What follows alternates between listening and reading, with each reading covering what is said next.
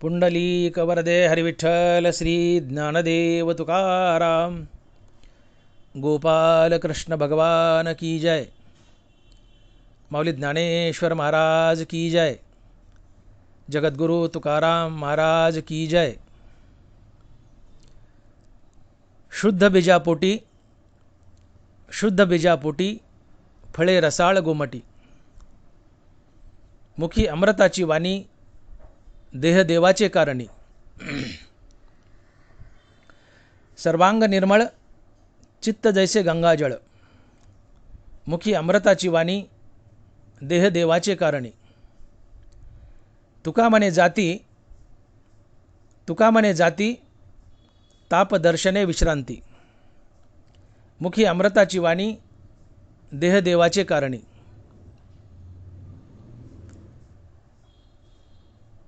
प्रस्तुत कीर्तनडोपी सेवेसाठी निवडलेला अभंग जगद्गुरु श्री संत तुकाराम महाराज यांचा 4 चरणाचा उपदेशपर आणि भक्तिपर प्रकरणातील अभंग आहे।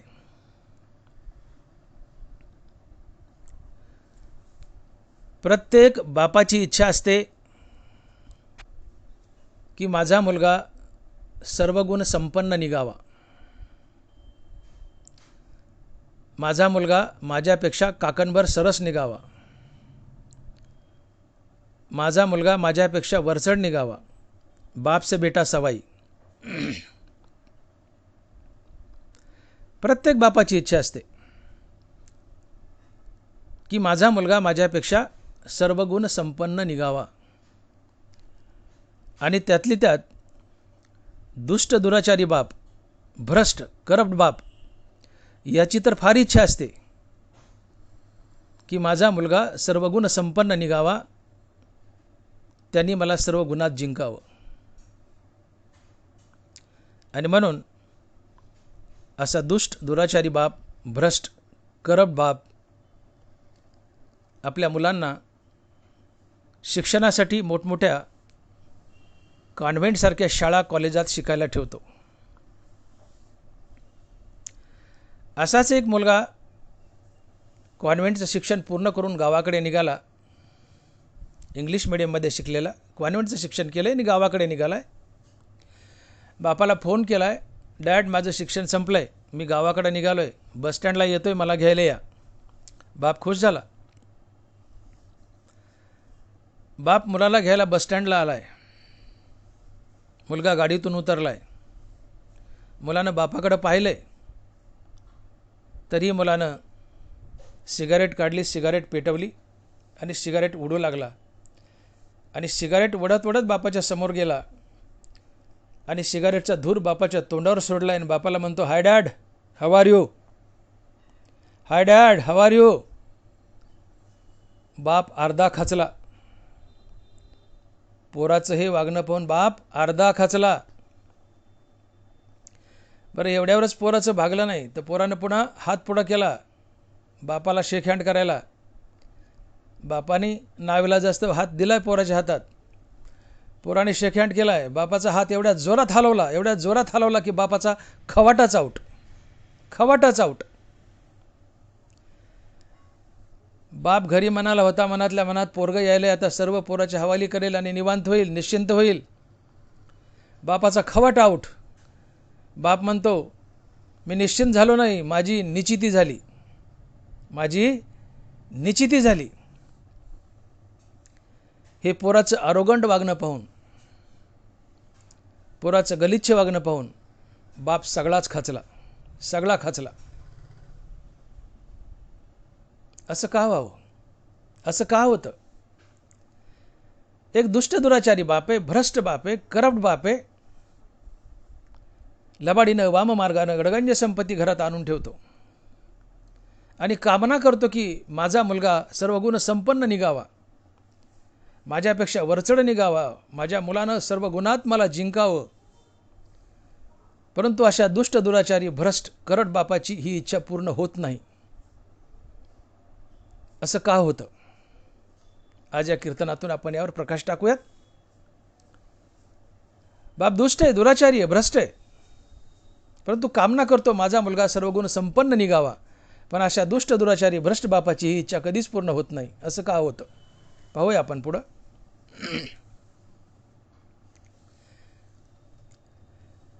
बाप चांगला असो अथवा वाईट असो, प्रत्येक बापाची एक इच्छा असते की माझा मुलगा सर्वगुण संपन्न निघावा, माझ्या मुलानं मला सर्व गुणात जिंकावं. बाप से बेटा सवाई. बाप चांगला असो वाईट असो, प्रत्येक बापाची इच्छा असते की माझा मुलगा सर्वगुण संपन्न निघावा, माझ्या मुलानं मला सर्व गुणात जिंकावं. अहो, माझा मुलगा सर्वगुण संपन्न निघाव ही बापाची इच्छा असते, माणसाची इच्छा असते. यात काय नवल. अहो, देवाची, भगवान कृष्णाची सुद्धा इच्छा होती की माझा मुलगा अर्जुन सर्वगुण संपन्न निघावा आणि अर्जुनाने मला सर्व गुणात जिंकावं. आणि पुत्रे मी सर्वगुणी जिनावा हे बापा शिराणी, तरी ते शारंग पाणी फळाली. ज्ञानोबा आहे. अर्जुन देवाचा सखा होता, अर्जुन देवाचा शिष्य होता आणि देव विश्वाचा पिता या नात्यानं अर्जुन देवाचा मुलगाही होता. देव म्हणजे भगवान कृष्ण. भगवान कृष्ण विश्वाचा पिता या नात्याने अर्जुन देवाचा पुत्रही होता. आणि म्हणून देवाला, भगवान कृष्णाला नेहमी वाटायचं की माझा अर्जुन माझ्यापेक्षा अधिक बलवान असावा, प्रत्येक गुणात अर्जुनाने मला जिंकावं. आणि म्हणून अर्जुनाची जर कोणी स्तुती केली की अर्जुन भगवान कृष्णापेक्षाही बलवान आहे, तर याचा आनंद भगवान कृष्णाला व्हायचा की वाह, माझा अर्जुन माझ्यापेक्षा बलवान आहे. तैसे देवाचे शक्ती पार्थ देवासी बहुती, परी माने स्तुती गौरव असे. ज्ञानोबा आहे. देवाच्या कृपेने, देव म्हणजे भगवान कृष्ण, देवाच्या कृपेने अर्जुन देवापेक्षाही जास्त बलवान होता. परंतु अर्जुन देवापेक्षा बलवान आहे असं जर कुणी म्हटलं तर याचा आनंद भगवान कृष्णाला व्हायचा, देवाला व्हायचा की वाह, माझा अर्जुन माझ्यापेक्षा बलवान आहे.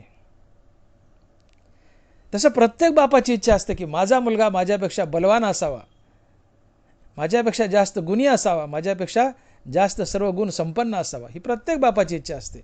आणि ही इच्छा अर्जुनाच्या रूपानं देवाच्या ठिकाणीही फळाला आली. आणि म्हणून ज्ञानोबा लिहित आहेत ज्ञानेश्वरीत की आणि पुत्रे मी सर्वगुणी जिनावा हे बापा शिराणी, तरी ते शारंग पाणी फळा आली. अर्जुन माझ्यापेक्षा जास्त बलवान आहे हे ऐकून देवाला प्रसन्नता वाटायची आणि माझा अर्जुन माझ्यापेक्षा बलवान आहे हे ऐकून देवाला संतुष्टता वाटायची, देव खुश व्हायचे. एखादं छोटंसं बाळ आहे 2-3 महिन्याचं, भुकेनं व्याकुळ झाले. आई काही काम करते आणि बाळ रडायले, भुकेनं व्याकुळ झाले. आई हातातलं काम टाकून देते, बाळाकडे धावत जाते, बाळाला स्तनपान करते. बाळ पिल्यानंतर थोडंसं खेळतं आणि शांत झोपी जातं. इथं पोट बाळाचं भरले, बाळ झोपी गेले, पोट बाळाचं भरले, आनंद आईला होतो. तसं शिष्य वरचढ निघालाय गुरुपेक्षा, आनंद गुरुला होतो. तसं पुत्र वरचढ निघालाय बापापेक्षा, आनंद बापाला होतो. ज्ञानोबा याची साक्ष देत आहेत, माऊली लिहित आहेत का बालकाचेनी धनी धाईजे, का शिष्याचेनी झाले पण होईजे, ते सद्गुरूची एकलेनी जाणीजे का प्रसवतीया. बाळाला आईने स्तनपान केले, बाळ पिल्यानंतर खेळले, झोपी गेले, पोट बाळाचं भरलंय, आनंद आईला आहे. पुत्र बापापेक्षा वरचढ निघालाय, आनंद बापाला आहे. शिष्य गुरुपेक्षा वरचढ निघालाय, आनंद गुरुला आहे.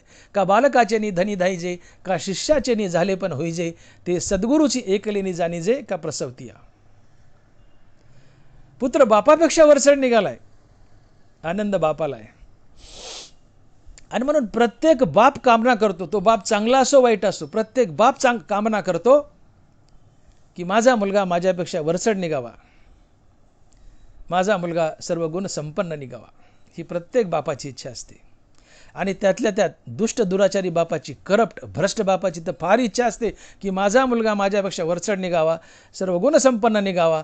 परंतु या दुष्ट दुराचारी भ्रष्ट बापाची इच्छा कधीच पूर्ण होत नाही. ती का होत नाही, आज या सेवेतून, या कीर्तनातून आपण पाहूयात. या जगामध्ये एकूण तीन प्रकारची माणसं असतात, सात्विक, राजस आणि तामस. ज्ञानोबा म्हणतात ज्ञानेश्वरीमध्ये की एखादा सात्विक मनुष्य जर मरण पावला, सत्वगुणात वाढला आणि सत्वगुणातच मरण पावला, तर तो सात्विक मनुष्य सत्वगुणाने सत्वगुणी बापाच्याच पोटी जन्म घेतो. माझं वाक्य नीट आहे का? एखादा सत्वगुणी मनुष्य मरण पावलाय, तर असा सत्वगुणी मनुष्य सत्वगुणानं सत्वगुणी बापाच्याच पोटी जन्म घेतो. माऊली लिहित आहेत, ना तरी येथीचा दिवा नेलिया सेजिया गावा, तो तेथे तरी पांडवा दिवाच की. अहो, एखादा दिवा, एखादा कंदील, एखादी बत्ती बीडमध्ये लावली आणि ही बत्ती जर मांजरसुम्याला नेली, तर ती बत्ती बिडातही बत्तीच आहे, मांजरसुम्यातही बत्तीच आहे. ती बिडातही बत्तीच, मांजरसुम्यातही बत्तीच आहे. तसं या जन्मातला सत्वगुणी मनुष्य मेलाय, तो पुढच्या जन्मातही सत्वगुणाने सत्वगुणी बापाच्याच पोटी जन्म घेतो. ना तरी इथेचा दिवा नेलिया सेजिया गावा, तो तेथे तरी पांडवा दिवाच की. म्हणून गोमटे यातया जावळी असे धनंजया, तेवी सत्वी जाणे देहा के आती गा. ज्ञानोबा बोलतात की गोमट यातया जावळी असे धनंजया, तेवी सत्वी जाणे देहा के आती गा. सत्वगुणी मनुष्य सत्वगुणात मेलाय, जेव्हा त्याला मनुष्याचा जन्म लाभेल त्यावेळेस तो सत्वगुणाने सत्वगुणी बापाच्याच पोटी जन्म धरतो. त्याला सत्वगुणी बापाचीच जोड लागते. गोमटे यातया, गोमटा म्हणजे सत्वगुणी मेलाय. जावळी असे धनंजया, जावळी म्हणजे आपण एखाद्या बाईला 2 लेकरं झाले, आपण म्हणतो आवळे जावळे. जावळी म्हणजे 2 किंवा जावळी म्हणजे जोडी. गोमटे यातया जावळी असे धनंजया, त्या सत्वगुणी मेलेल्या माणसाला पुढच्या जन्मात सत्वगुणाने सत्वगुणी बापाच्याच पोटी जन्म लागतो. अर्थात सत्वगुणी बापाचीच जोड लागते. जावळी असे धनंजया. तात्पर्य, सत्वगुणी मनुष्य मेला तर सत्वगुणाने सत्वगुणी बापाच्याच पोटी जन्म घेतो. रजोगुणी मनुष्य जर मेला तर तो रजोगुणाने रजोगुणी बापाच्याच पोटी जन्म घेतो. ज्ञानोबा साक्ष देत आहेत. म्हणून व्यापाराचे हाती वसंतू दिहान राती, तैसियाचे पांती जुंपी जेतो. व्यापाराचे हाती वसंतू दिहान राती, तैसियाचे पांती जुंपी जेतो. ज्ञानोबा आहे. अर्थात रजोगुणी मनुष्य अतिशय चंचल असतो, हवरा असतो. माझे माझं आणि जगाचंही माझंच. त्याला परद्रव्य परणारीचा अभिलाष असतो. सगळ्या जगाची संपत्ती मला मिळावी असा चंचल आणि हवरा असतो. काय चंचलू मासा कामिनी कटाक्षू जैसा, माशापेक्षा अधिक चंचल असतो, अतिशय हवरा आणि कामिष्ट. असा रजोगुणी मनुष्य मेला तर तो रजोगुणाने रजोगुणी बापाच्याच पोटी जन्म घेतो. ज्ञानोबा लिहित आहेत. हो, म्हणून व्यापाराच्या हाती उसंतू दिहान राती, तैसियाचे पांती जुंपी जेतो. रात्रंदिवस काम धंदा काबाड कष्ट, काम धंदा व्यापार, त्याला क्षणाची उसंत नाही आहे. आशाच्या पंक्तीला जाऊन तो जुंपल्या जातो. अर्थात रजोगुणी मनुष्य मेला तर तो रजोगुणाने रजोगुणी बापाच्याच पोटी जन्म धरतो. हा शास्त्र सिद्धांत आहे. तमोगुणी मनुष्य मेला तर तो देखील तमोगुणाने तमोगुणी बापाच्याच पोटी जन्म धरतो. हो, तमोगुणी मनुष्य दुष्ट असतो, वाईट असतो. जगाला दुःख दिल्यानं ज्याच्या चित्ताला आनंद मिळतो तो तमोगुणी असतो. ज्ञानोबा तमोगुणी माणसाची व्याख्या सांगतायत की आणिकही एक दिसे जे दुष्कृती चित्त उल्हासे, अंधारी जागणे जैसे डुडुळाचे. अंधार पडल्या साऱ्या जगाला दुःख होतं, अंधार पडल्या साऱ्या जगाला आनंद होतो. पण घुबडच एक असं आहे की ज्याला अंधारानं आनंद होतो. अंधार पडल्यावर साऱ्या जगाला दुःख होतं. परंतु घुबडच एक असा प्राणी आहे की अंधार पडल्यावर ज्याला आनंद होतो. तसं दुष्कृत्य केल्यावर ज्याच्या चित्ताला आनंद होतो तो तमोगुणी असतो. आणि काही एक दिसे जे दुष्कृती चित्त उल्हासे, अंधारी जागणे जैसे डुडुळाचे. दुष्कृत्य केल्यानं, जगाचं वाईट केल्यानं ज्याच्या चित्ताला आनंद मिळतो तो तमोगुणी असतो.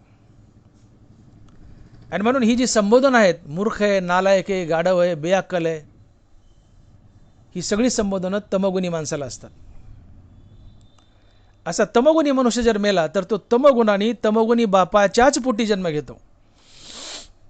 धनवरायाची साक्ष देत आहेत, माऊली लिहित आहेत, राई राई पण बिजी तेजुनी अंग तेजी ते वृडे ते मग दुजी गोठी असे गा. माऊली म्हणतात मोहरीचं बी लावलं तर मोहरीचं झाड येतं आणि त्याला पुन्हा मोहरीचंच बी लागतं.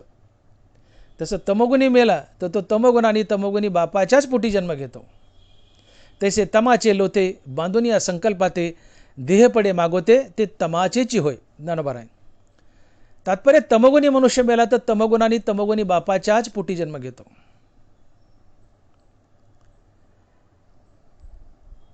ही जर वाक्य आपण फिरवली तर याचा सरळ सरळ अर्थ असा होतो की सत्वगुणी बापाच्या पोटी सत्वगुणी संतान येते, रजोगुणी बापाच्या पोटी रजोगुणी संतान येते आणि तमोगुणी बापाच्या पोटी तमोगुणी संतान येते. हा शास्त्र सिद्धांत आहे. ज्ञानोबा बोलतायत. अर्थात बाप ज्या गुणात वाढतो त्या गुणाचीच अवलाद त्याच्या पोटी येते. आपण पाहिलं रजोगुणी तमोगुणी मनुष्य दुष्ट दुराचारी असतात. सत्वगुणी मनुष्य हा सात्विक असतो, सोबर असतो, परोपकारी असतो, मायाळू असतो, प्रेमळ असतो, दयाळू असतो, भगवत भक्तीत रत असतो, ज्याच्या मुखात सातत्यानं भगवंताचं नाम स्थिरावलेलं असतं. असा मनुष्य दयाळू, परोपकारी, नामवंत, नामधारक मनुष्य सात्विक असतो. आणि असा सात्विक मनुष्य मेला तर तो सत्वगुणाने सत्वगुणी बापाच्याच पोटी जन्म धरतो. रजोगुणी मनुष्य मेला तर रजोगुणाने रजोगुणी बापाच्याच पोटी जन्म धरतो.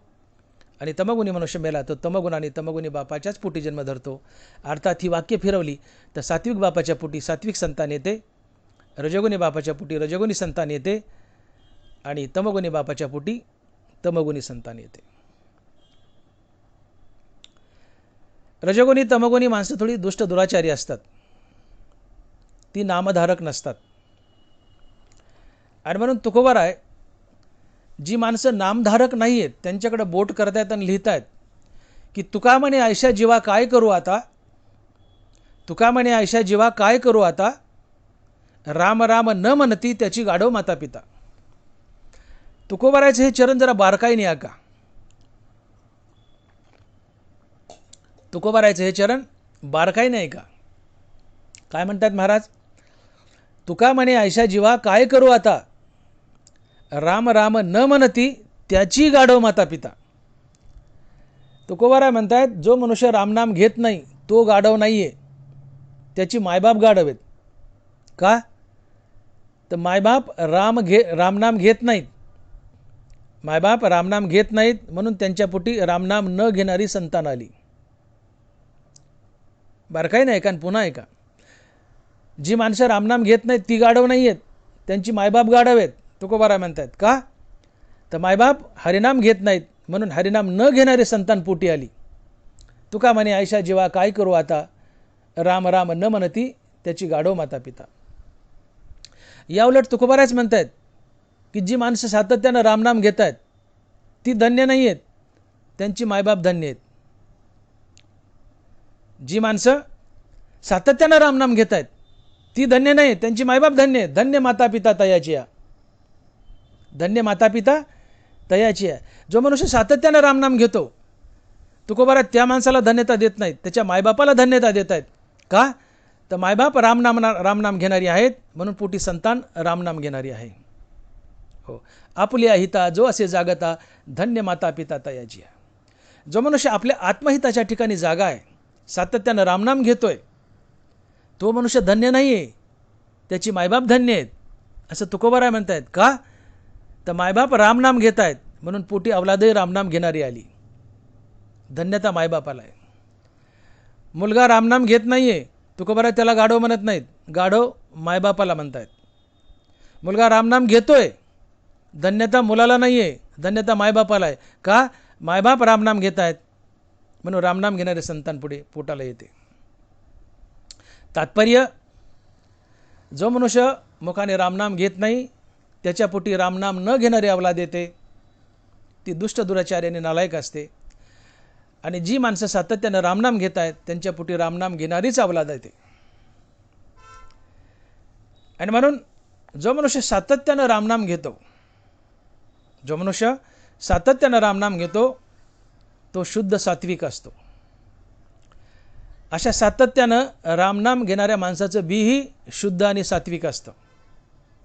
आणि अशा शुद्ध सात्विक बीजापोटी रामनाम घेणाऱ्या मुलाच्या रूपात रसाळ आणि गोमटी फळे लागतात. यालाच तुकोबाराय म्हणतात की शुद्ध बीजापोटी फळे रसाळ गोमटी, हे अभंगाच्या पहिल्या चरणात. आणि म्हणून महाराज अभंगाच्या पहिल्या चरणात लिहित आहेत की शुद्ध बीजापोटी फळे रसाळ गोमटी. जो मनुष्य सातत्यानं रामनाम घेतो तो शुद्ध सात्विक असतो, त्याचं बीजही शुद्ध आणि सात्विक असतं. आणि अशा शुद्ध बीजापोटी रामनाम घेणारी शुद्ध सात्विक संतान येते, ज्याला तुकोबाराय म्हणतात की फळे रसाळ गोमटी.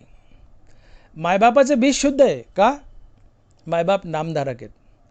मायबाप नामधारक आहेत म्हणून शुद्ध सात्विक आहेत, नामधारक आहेत म्हणून बीज शुद्ध आहे. आणि अशा शुद्ध बीजाच्या पोटी रसाळ आणि गोमटी फळे लागतात.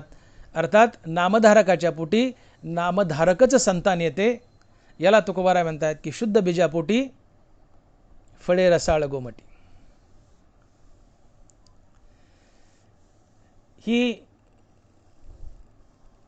रज आणि तमोगुणी माणसं विकारी असतात, दुष्ट असतात, दुराचारी असतात. आणि मग आपण बोलून गेलो की बाप ज्या गुणात वाढतोय त्याच गुणाची अवलाद पुढे पोटी येते. रजगुणी तमोगुणी माणसं दुष्ट असतात, वाईट गुणात वाढतात. रजगुण तमोगुण हे वाईट आहेत. रजगुण तमोगुणाला देव आवडत नाही आहे, देव आवडतो फक्त सत्वगुणाला. रजगुणी तमोगुणी माणसं विकारी असतात, देवापासून दूर असतात, मुखात भगवंताचं नाम नसतंय. आणि म्हणून ते अपवित्र असतात, दुष्ट असतात, दुराचारी असतात.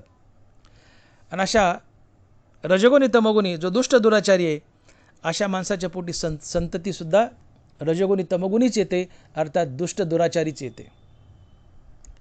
आणि म्हणून याला म्हणतात की मोळाच्या पोटी केरसुनी. आपल्याकडे खेड्यामध्ये म्हण आहे, नदीला एक मोळ नावाचं गवत उगवतं.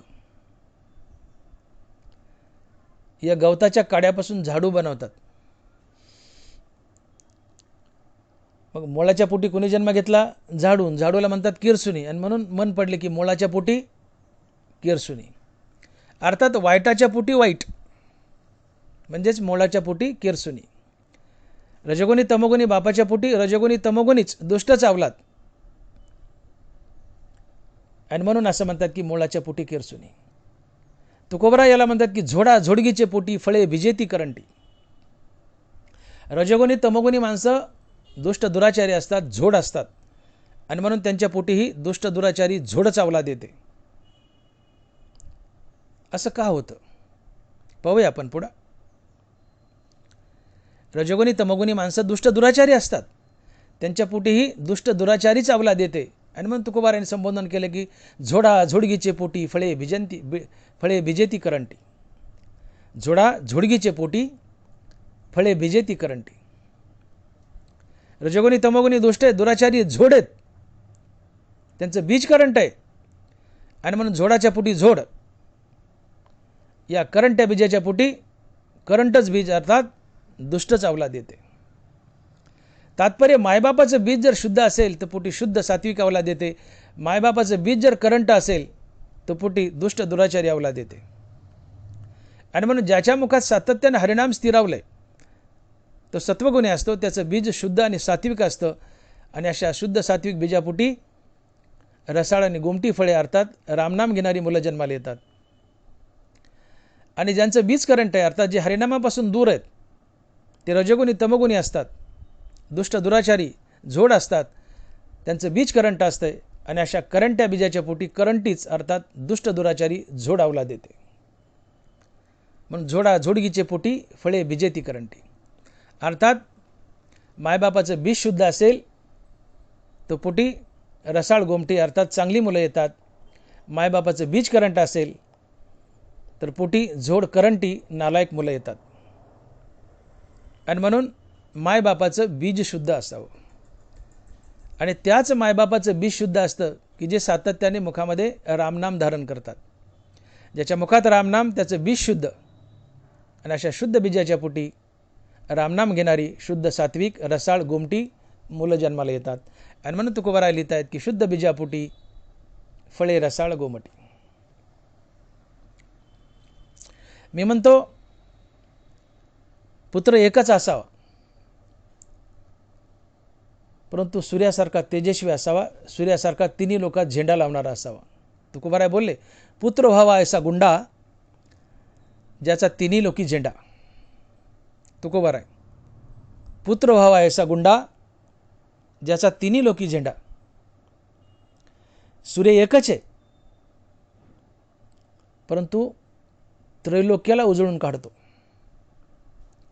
तसं पुत्र एकच असावा, परंतु आपल्या सत्वगुणानं आपल्या आत्मज्ञानानं त्रैलोक्याला उजळून काढणारा असावा. पुत्र व्हावा ऐसा गुंडा ज्याचा तिन्ही लोकी झेंडा.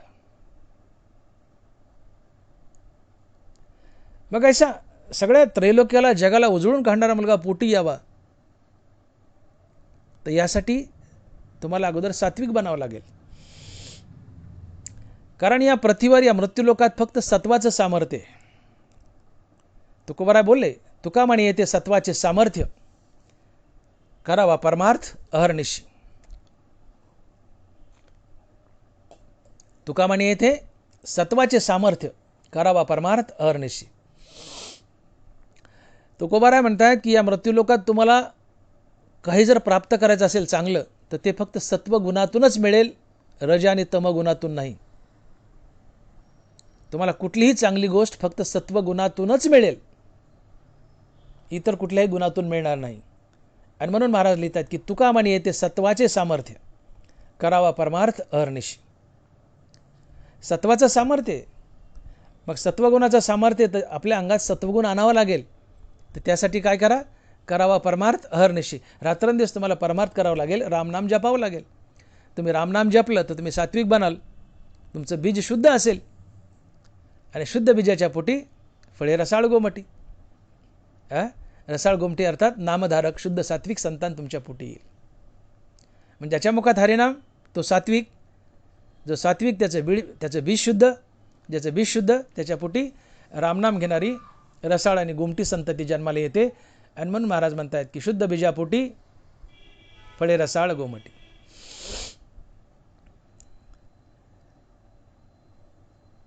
आपल्या पोटी सर्वगुण संपन्न संतती येणे, बुद्धिवान संतती येणे ही बापाची सर्वात मोठी श्रीमंती असते आणि बापाचं सर्वात मोठं सुख असते. पैसा हे बापाचं सर्वात मोठं सुख नाही आहे. गडगंजे पैशावाले लोक आहेत, पण अवलाद नालायक आहे. त्याच्यासारखा दरिद्री आणि दुःखी बाप तोच. गडगंजे पैसा आहे पण अवलाद नालायक आहे. त्याच्यासारखा भिकारचोट बाप तोच, त्याच्यासारखा दरिद्री बाप तोच. मग श्रीमंत बाप कोण? तर श्रीमंत बाप तो की ज्याची अवलाद सद्गुणी. सद्गुणी अवलाद पोटी येणं ही बापाची सर्वात मोठी श्रीमंती आणि सर्वात मोठं सुख असते. आणि अशी सात्विक सद्गुणी अवलाद ही बुद्धिवान असते. आणि म्हणून ज्ञानोबाराय आम्हाला ग्वाही देतात की बुद्धिवान संतती पोटी यावी यासाठी काय करावं. ज्ञानोबाराय लिहितात की बुद्धी हे तेज तत्वाचे आधी जे सत्वगुणाची वृद्धी, जे आत्मा या जीवाची संधी वसवित असे. माऊली म्हणतात बुद्धी हे तेज तत्वाची आधी जे सत्वगुणाची वृद्धी. बुद्धीचा विकास सत्वगुणातून होतो आणि सत्वगुणाचा विकास हरिनामातून होतो. हे समीकरण आहे. हरिनामामुळे तुमच्या जीवनात सत्वगुणाचा विकास आणि सत्वगुणामुळे तुमच्या जीवनात बुद्धिवान संतती येते. बुद्धी हे तेज तत्वाची आधी जे सत्वगुणाची वृद्धी, अर्थात ज्याच्या मुखात हरिनाम तो सत्वगुणी असतो आणि सत्वगुणातून बुद्धीचा विकास होतो, अर्थात सत्वगुणी बापाच्या पोटी बुद्धिवान संतती येते. अशी बुद्धिवान संतती सर्वगुण संपन्न संतती ही बापाची सर्वात मोठी श्रीमंती असते. तो बाप टनाटन उड्या मारत असतो. बाप गरीब आहे, जवळ 10 रुपये नाही आहेत, पण पोरग सर्वगुण संपन्न आहे, बुद्धिवान आहे, दरवर्षी वर्गात पहिलं येत आहे. हो, 12वीला सगळ्या महाराष्ट्रात पहिलं येतं आहे, MBBSला लागतं आहे, रुपयाजवळ नाही, पण पोरगं CETला पहिले येते, मेडिकलला लागते. बाप टनाटन उड्या मारतो. का? सर्वगुण संपन्न अवलाद आहे, बुद्धिवान अवलाद आहे. आणि बुद्धिवान अवलाद, सर्वगुण संपन्न अवलाद ही बापाची सगळ्यात मोठी श्रीमंती आणि सगळ्यात मोठं सुख असते. आणि म्हणून तुम्हाला वाटत असेल की आपल्या पोटी बुद्धिवान संतती यावी, सर्वगुण संपन्न संतती यावी, तर अगोदर तुम्हाला स्वतःला नामधारक बनावं लागेल. कारण जो मनुष्य नामधारक तो सात्विक असतो, त्याच्या जीवनात सत्वगुणाची वाढ होते आणि सत्वगुणी बापाच्या पोटी सत्वगुणी संतान येते. का? तर सत्वगुणी बापाचं बीज हे शुद्ध असते आणि शुद्ध बीजापोटी फळे रसाळ गोमटी, अर्थात सत्वगुणी बापाच्या पोटी सत्वगुणीच अवलाद येते, नामधारकाच्या पोटी नामधारकच अवलाद येते. हा सत्वगुण जीवनात आणा, कारण इथं सत्वाचं सामर्थ्य. तुका म्हणे येतं सत्वाचे सामर्थ्य, करावा परमार्थ हरनिशी.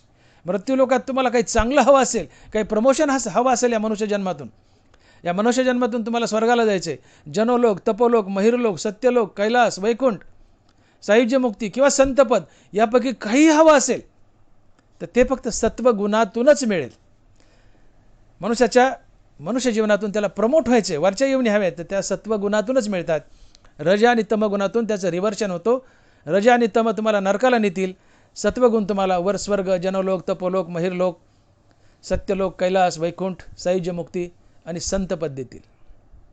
सत्वगुण तुम्हाला प्रमोट करेल, कारण इथं सत्वाचं सामर्थ्य. काही चांगलं हवं तर सत्वगुणातूनच मिळतंय. तुकोबाराने खडसावून सांगितलंय. हो, तुका म्हणे येते सत्वाचे सामर्थ्य, करावा परमार्थ अहर्निशी. म्हणून रात्रंदिवस परमार्थ करा, रात्रंदिवस मुखानं देवाचं नाम घ्या, रामनाम जपा, तुम्ही सत्वगुणी बनाल. सत्वगुण जीवनात येण्यासाठी ज्ञानोबा ज्ञानेश्वरी 3 उपाय सांगतात. ज्ञानोबा म्हणतात की आपल्या जीवनात सत्वगुण यावं यासाठी सर्वात बलवान साधन जर काय असेल तर तो आहे शुद्ध शाकाहार, सात्विक आहार. ज्ञानोबा लिहित आहेत, एरवी तरी पाही स्वभाववृद्धीचे ठाई, आहारा वांचवणी नाही बळी आहे तो. धरावा तैसा संगू, जेने पोखे सात्विकाचा लागू, सत्ववर्धीचा भागू आहारू घेपे. ज्ञानोबा 2 वयातून सांगतायत की तुमच्या जीवनात सत्वगुण यावा आणि सत्वगुणाची तुमच्या जीवनात वरचेवर वाढ व्हावी असं वाटत असेल तर याला सर्वात बलवान साधन काय आहे, ते आहे शुद्ध सात्विक शाकाहार. ज्ञानोबांनी तर हरिनाम नंबर 2 नंबर 3ला ठेवलंय, परंतु शुद्ध सात्विक आहाराला जास्त महत्त्व दिलंय. माऊली म्हणतात की तुम्हाला तुमच्या जीवनात सत्वगुण यावा आणि त्याची वृद्धी व्हावी असं वाटत असेल तर तुम्ही शुद्ध शाकाहार करा. अर्थात शुद्ध शाकाहाराने तुम्ही वरचेवर सात्विक बनत जाता. आहार शुद्धी करा, सात्विक आहार घ्या, शुद्ध शाकाहार घ्या. म्हणून तुम्ही सात्विक बनाव यासाठी सर्वात बलवान पहिलं साधन काय असेल तर ते आहे सात्विक आहार, अर्थात शुद्ध शाकाहार. दुसरं साधन आहे सज्जनाची संगती आणि तिसरं साधन आहे हरिनाम. म्हणून तुम्ही सातत्याने हरिनाम जपा, सज्जनाच्या संगतीत राहा आणि शुद्ध शाकाहार सात्विक आहार घ्या. तुम्ही वरचेवर सात्विक बनाल. जो सात्विक आहे त्याचं बीज शुद्ध असतंय आणि अशा शुद्ध बीजापोटी फळे रसाळ गोमटी, अर्थात शुद्ध सात्विक बापाच्या पोटी शुद्ध सात्विकच संतान येते, नामधारकच संतान येते. आणि म्हणून तुकोबार आम्हाला अभंगाच्या पहिल्या चरणात ग्वाही देत आहेत की शुद्ध बीजापोटी फळे रसाळ गोमटी. कारण मायबाप नामधारक तर मायबाप सात्विक, सात्विक मायबापाचं बीज शुद्ध असतं आणि शुद्ध बीजापोटी फळे रसाळ गोमटी. आणि म्हणून महाराज म्हणतात की शुद्ध बीजापोटी फळे रसाळ गोमटी. अशी शुद्ध सात्विक संतान ही केवळ मायबापाचीच संपत्ती असते असं नाही आहे. माझं बोलणं नीट आहे का? आपल्या पोटी जर शुद्ध सात्विक संतान आली, नामधारक संतान आली, तर आपली सात्विक संतान ही केवळ आपलीच संतान आहे असं नाही आहे, किंवा आपली श्रीमंती असं नाही आहे. आपली सात्विक संतान केवळ आपली श्रीमंती नसून, आपली संपत्ती नसून ती देशाची संपत्ती असते. हा मुद्दा लक्षात घ्या. देश म्हणजे देशातील दगडमाती नव्हे, देश म्हणजे देशातील दगडधोंडे नव्हे, तर देश म्हणजे देशातील सद्गुणी माणसं, देश म्हणजे देशातील सात्विक माणसं. हा भारत देश म्हणजे काय, तुम्हाला काय वाटतं? भारतभूमीचा विस्तार, भारतभूमीचं क्षेत्रफळ म्हणजे भारत आहे का? हा भारत देश अतिशय विशाल आहे, मग हे विशाल जमिनीला, नद्याला, डोंगराला, दगडाला, मातीला तुम्ही भारत म्हणाल का? तो भारतच आहे, दगड माती. पण खरा भारत म्हणजे भारतातील सद्गुणी माणसं, भारतातील परमार्थिक माणसं, भारतातील सात्विक माणसं म्हणजे भारत. भारत कुणाच्या नावाने ओळखला जातो? राजा भरताच्या. भारत म्हणजे काय? भगवान श्रीराम म्हणजे भारत, भगवान श्रीकृष्ण म्हणजे भारत, पितामह भीष्म म्हणजे भारत, अर्जुन, युधिष्ठिर म्हणजे भारत, श्री संत निवृत्तीनाथ म्हणजे भारत, ज्ञानेश्वर महाराज म्हणजे भारत, श्री संत तुकाराम म्हणजे भारत, एकनाथ महाराज म्हणजे भारत, नामदेव महाराज म्हणजे भारत. हो, ही सद्गुणी माणसं म्हणजे भारत. अलीकडच्या काळात जर आलो तर सुभाषचंद्र बोस म्हणजे भारत, महात्मा गांधी म्हणजे भारत, जवाहरलाल नेहरू म्हणजे भारत, चाकरवाडीचे दादा महाराज म्हणजे भारत, आमचे गुरुवर जगन्नाथ पवार म्हणजे भारत, दांडेकर मामा म्हणजे भारत. भारत काय? हो, बाबासाहेब आंबेडकर म्हणजे भारत. या देशातली सद्गुणी माणसं म्हणजे भारत. हो, पुण्यश्लोक अहिल्यादेवी म्हणजे भारत, श्री सावता महाराज म्हणजे भारत, आमची सगळी सगळी मुक्ताबाई म्हणजे भारत, सोपान काका म्हणजे भारत. हो, चोका महाराज म्हणजे भारत, सेना महाराज म्हणजे भारत, आणि इतर काही. सर्वांची नावं घेणं शक्य नाही. आणि इतर काही. देश म्हणजे देशातील दगडमाती नव्हे, देश म्हणजे देशातील दगडधोंडे नव्हे, तर देश म्हणजे देशातील सद्गुणी माणसं, देश म्हणजे देशातील परमार्थिक माणसं, देश म्हणजे देशातील नामधारक माणसं. अशांच्या नावानं देश ओळखला जातो. आणि म्हणून आपल्या पोटी नामधारक संतान आली, तशी नामधारक संतान केवळ आपलीच संपत्ती असं नाही आहे, तर ती देशाची संपत्ती असते. कारण देश म्हणजे केवळ दगडधोंडे नव्हे, तर देश म्हणजे देशातील सात्विक माणसं, देशातील नामधारक माणसं, देशातील परमार्थिक माणसं म्हणजे देश होय. आणि म्हणून ज्यावेळेस तुम्ही स्वतः नामधारक बनता, म्हणजे तुम्ही सात्विक बनता, तुमचं बीज शुद्ध असतं, आणि तुमच्या शुद्ध बीजापोटी शुद्ध सात्विक संतान जन्माला येते, परमार्थिक नामधारक संतान जन्माला येते. ही संतान खऱ्या अर्थानं देशाची श्रीमंती असते. ही संतान तुमची श्रीमंती तर आहेच वैयक्तिक, पण ही देशाचीही श्रीमंती आहे. कारण देश म्हणजे दगडधोंडे नव्हे, तर देश म्हणजे देशातील सात्विक सद्गुणी माणसं होय, देशातील नामधारक परमार्थिक माणसं होय. म्हणून आमचं आद्य कर्तव्य बनतं की आमच्या देशाचं नाव निघावं, आमचा देश पुढं जावा, आमच्या देशातील वातावरण चांगलं असावं, इथं जिव्हाळ्याचं, प्रेमाचं, गुणागोविंदाचं वातावरण असावं, इथं गुंडगिरी नसावी. हो, देश प्रगतीच्या पथावर असावा, देश वरचेवर पुढं जावा. असं जर वाटत असेल तर तुम्हाला स्वतःला प्रथम नामधारक बनावं लागेल. नामधारक बनले की तुम्ही सात्विक बनाल, सात्विक बनले की तुमचं बीज शुद्ध होईल, आणि तुमच्या शुद्ध बीजापोटी मग रसाळ गोमटी शुद्ध फळे लागतील. आणि म्हणून देशाचा विकास व्हावा वाटत असेल तर आम्हाला सात्विक संतान पैदा करणं आवश्यक आहे. कारण ही सात्विक संतान म्हणजे देश, आणि सात्विक संतानच देशाचा विकास करू शकते. दुष्ट दुराचारी मुलं देशाचा विकास करू शकत नाही. देशाचा विकास करू शकतात ती सात्विक मुलं. आणि सात्विक मुलं पैदा करायची असेल तर बाप सात्विक असावा लागतो, आणि बाप हरिनामानं सात्विक होतो. आणि म्हणजे ज्याच्या मुखात हरिनाम तो बाप सात्विक, जो सात्विक त्याचं बीज शुद्ध, आणि त्याच्या पोटी नामधारक शुद्ध रसाळ गोमटी मुलं जन्माला येतात, आणि ती मुलं देशाचा विकास करतात.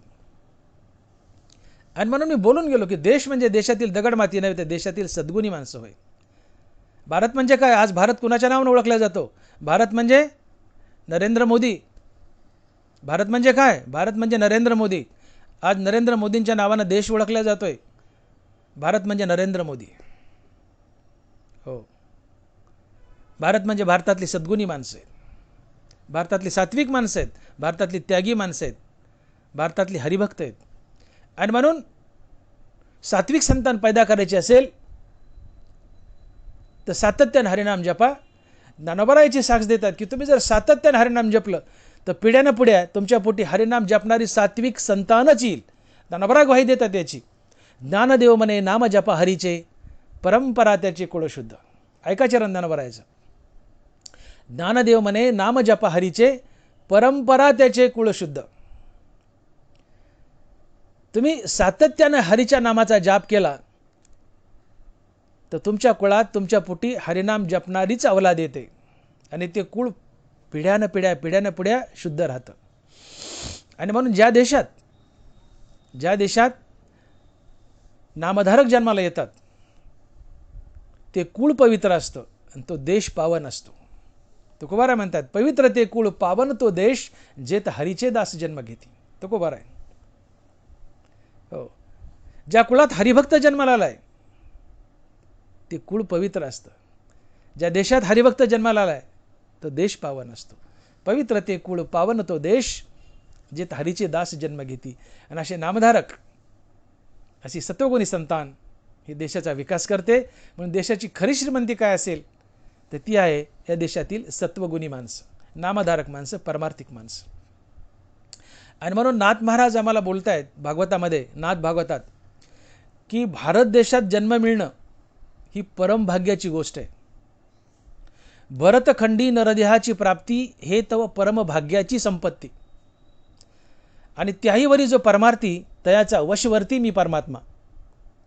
नाथ महाराजांना आम्हाला ग्वाही दिली आहे, भगवंतानं शब्द दिलाय भागवतात, की ज्या माणसाला भारत देशात जन्म मिळतो हे त्याचं परमभाग्य असतं. आणि त्याहीवर जर तो परमार्थिक असेल तर मी कृष्ण परमात्मा त्याच्या वश होतो, त्याच्या वशमध्ये राहतो. भरतखंडी नरदेहाची प्राप्ती हे तो परमभाग्याची संपत्ती. त्याहीवरी जो परमार्थी तयाचा वशवर्ती मी परमात्मा.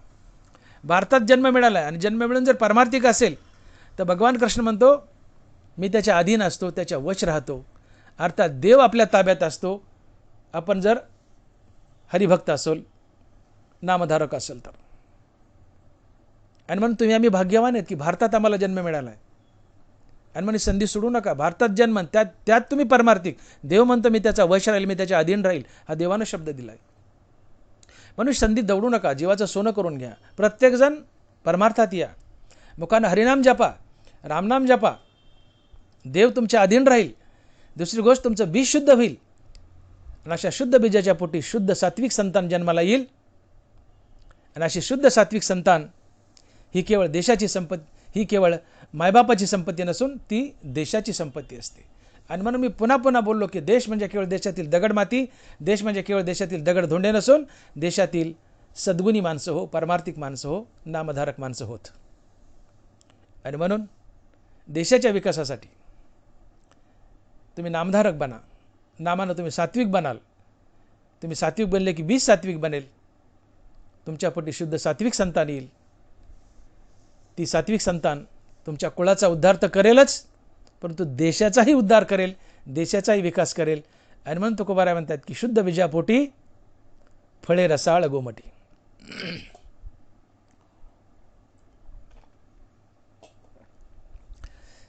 इथे एक असा प्रश्न उभा राहतो की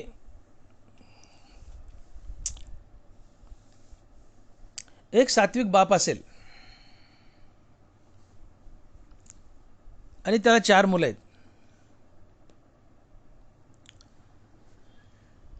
तर सात्विक बापाच्या पोटी जर सात्विक संतान येते तर एक सात्विक बाप आहे आणि त्याला 4 मुलं आहेत, तर ती 4ही सात्विक का निघत नाहीत? त्यातला एखादा सत्वगुणी निघतो, एखादा राजस निघतो, एखादा तामस निघतो, असं का होतं? बरोबर आहे, साहजिक आहे ना. मी बोलून गेलो की शुद्ध बीजापोटी फळे रसाळ गोमटी. मी बोललो आता की मायबाप जर सात्विक असतील तर पोटी सात्विक संतान येते. बघा तुम्ही, एक सरळ समीकरण आहे. मायबाप पुण्यवान, पोटी संतान पुण्यवान. मायबाप पापी, पोटी संतान पापी. बघा तुम्ही, आईच्या पापामुळे पोटी उन्मत्त मुलगा येतो. बापाच्या पापामुळे पोटी मूर्ख मुलगा येतो. वंशाच्या अर्थात पूर्वजाच्या पापामुळे पोटी कंजूष मुलगा येतो. आणि स्वतःच्या पापामुळे पोटी दरिद्र मुलगा येतो, दरिद्री मुलगा येतो. या उलट आईच्या पुण्यामुळे पोटी कर्तबगार मुलगा येतो, बापाच्या पुण्यामुळे पोटी हुशार मुलगा येतो. आपल्या वंशाच्या अर्थात पूर्वजाच्या पुण्यामुळे पोटी दानशूर मुलगा येतो आणि स्वतःच्या पुण्यामुळे पोटी धनवान मुलगा येतो. आलं लक्षात? आईच्या पापामुळे पोटी कर्तव्यशून्य मुलगा येतो, उन्मत्त मुलगा येतो. आईचं पाप आहे, पोटी उन्मत्त मुलगा येणार. बापाचं पाप आहे, पोटी मूर्ख मुलगा येणार. वंशाचं पाप आहे, पूर्वजाचं पाप आहे, पोटी कंजूस मुलगा येणार. आणि मुलाचं स्वतःचं पाप आहे, पोटी दरिद्री मुलगा येणार. याउलट आईचं पुण्य आहे, पोटी कर्तबगार मुलगा येणार. बापाचं पुण्य आहे, पोटी हुशार मुलगा येणार. वंशाचं पुण्य आहे, पूर्वजाचं पुण्य आहे, पोटी दानशूर मुलगा येणार. आणि मुलाचं स्वतःचं पुण्य आहे, धनवान मुलगा पोटी येणार. हा शास्त्र सिद्धांत आहे. एक हरिभक्त मुलगा जर पोटी आला तर तो आपल्या 21 पिढ्यांचा उद्धार करतो. 7 आईकडच्या, 7 बापाकडच्या आणि पुढे त्याच्या स्वतःच्या येणाऱ्या 7. एक सात्विक हरिभक्त पोटी आला तर तो आपल्या 21 कुळाचा किंवा 21 पिढ्यांचा उद्धार करतो. परंतु पोटी जर अभक्त मुलगा आला, नालायक मुलगा आला तर आपल्या 42 पिढ्या नरकात घालतो. काय गंमत आहे बघा. पोटी सात्विक मुलगा आलाय, हरिभक्त आलाय, 21 पिढ्याचा उद्धार करतो. पण पोटी नालायक अभक्त मुलगा आलाय तर 42 पिढ्या नरकात घालतो. 21 आईकडच्या, 21 बापाकडच्या आणि त्याच्या स्वतःच्या पुढच्या येणारे 21. स्वतः तर नरकाला जातो पण कुळाचाही वाटोळं करतो, कुळच नरकात घालतो, 42 पिढ्या नरकात घालतो. आणि म्हणून प्रत्येकानं जागा होण्याची गरज आहे. माणसं ठोठा बोंबलतात, आमचं पोरगं नालायक की आमची अवलाद व्हायला गेली, आमची अवलाद व्हायला गेली. बाबा अवलाद का व्हायला गेली? जोडाजोडगीची पोटी. तुकोबाराने स्पष्ट सांगितलंय, मायबाप दुष्ट दुराचारी आहेत, झोड आहेत, अवलादी झोडच पोटी येणार. हो, त्या अवलादीचा दोष नाही आहे. तुम्ही दुष्ट दुराचारी आहेत, तुम्ही रजोगुणी तमोगुणी आहेत, तुम्ही झोड आहेत. अवलादे झोड दुष्ट दुराचारी, मोळाच्या पोटी केरसुनी. तुम्ही शुद्ध सात्विक आहेत, अवलादे पोटी शुद्ध सात्विकच. जसं पेराव तसं उगवतं. आणि मग मी एक प्रश्न उभा केला होता आता थोड्या वेळापूर्वी की एक सत्वगुणी बाप आहे आणि सत्वगुणी बापाला 4 मुलं आहेत. मग मी पाठीमागं बोलून गेलो की सत्वगुणी बापाच्या पोटी सत्वगुणी संतान येते. हा जर सिद्धांत आहे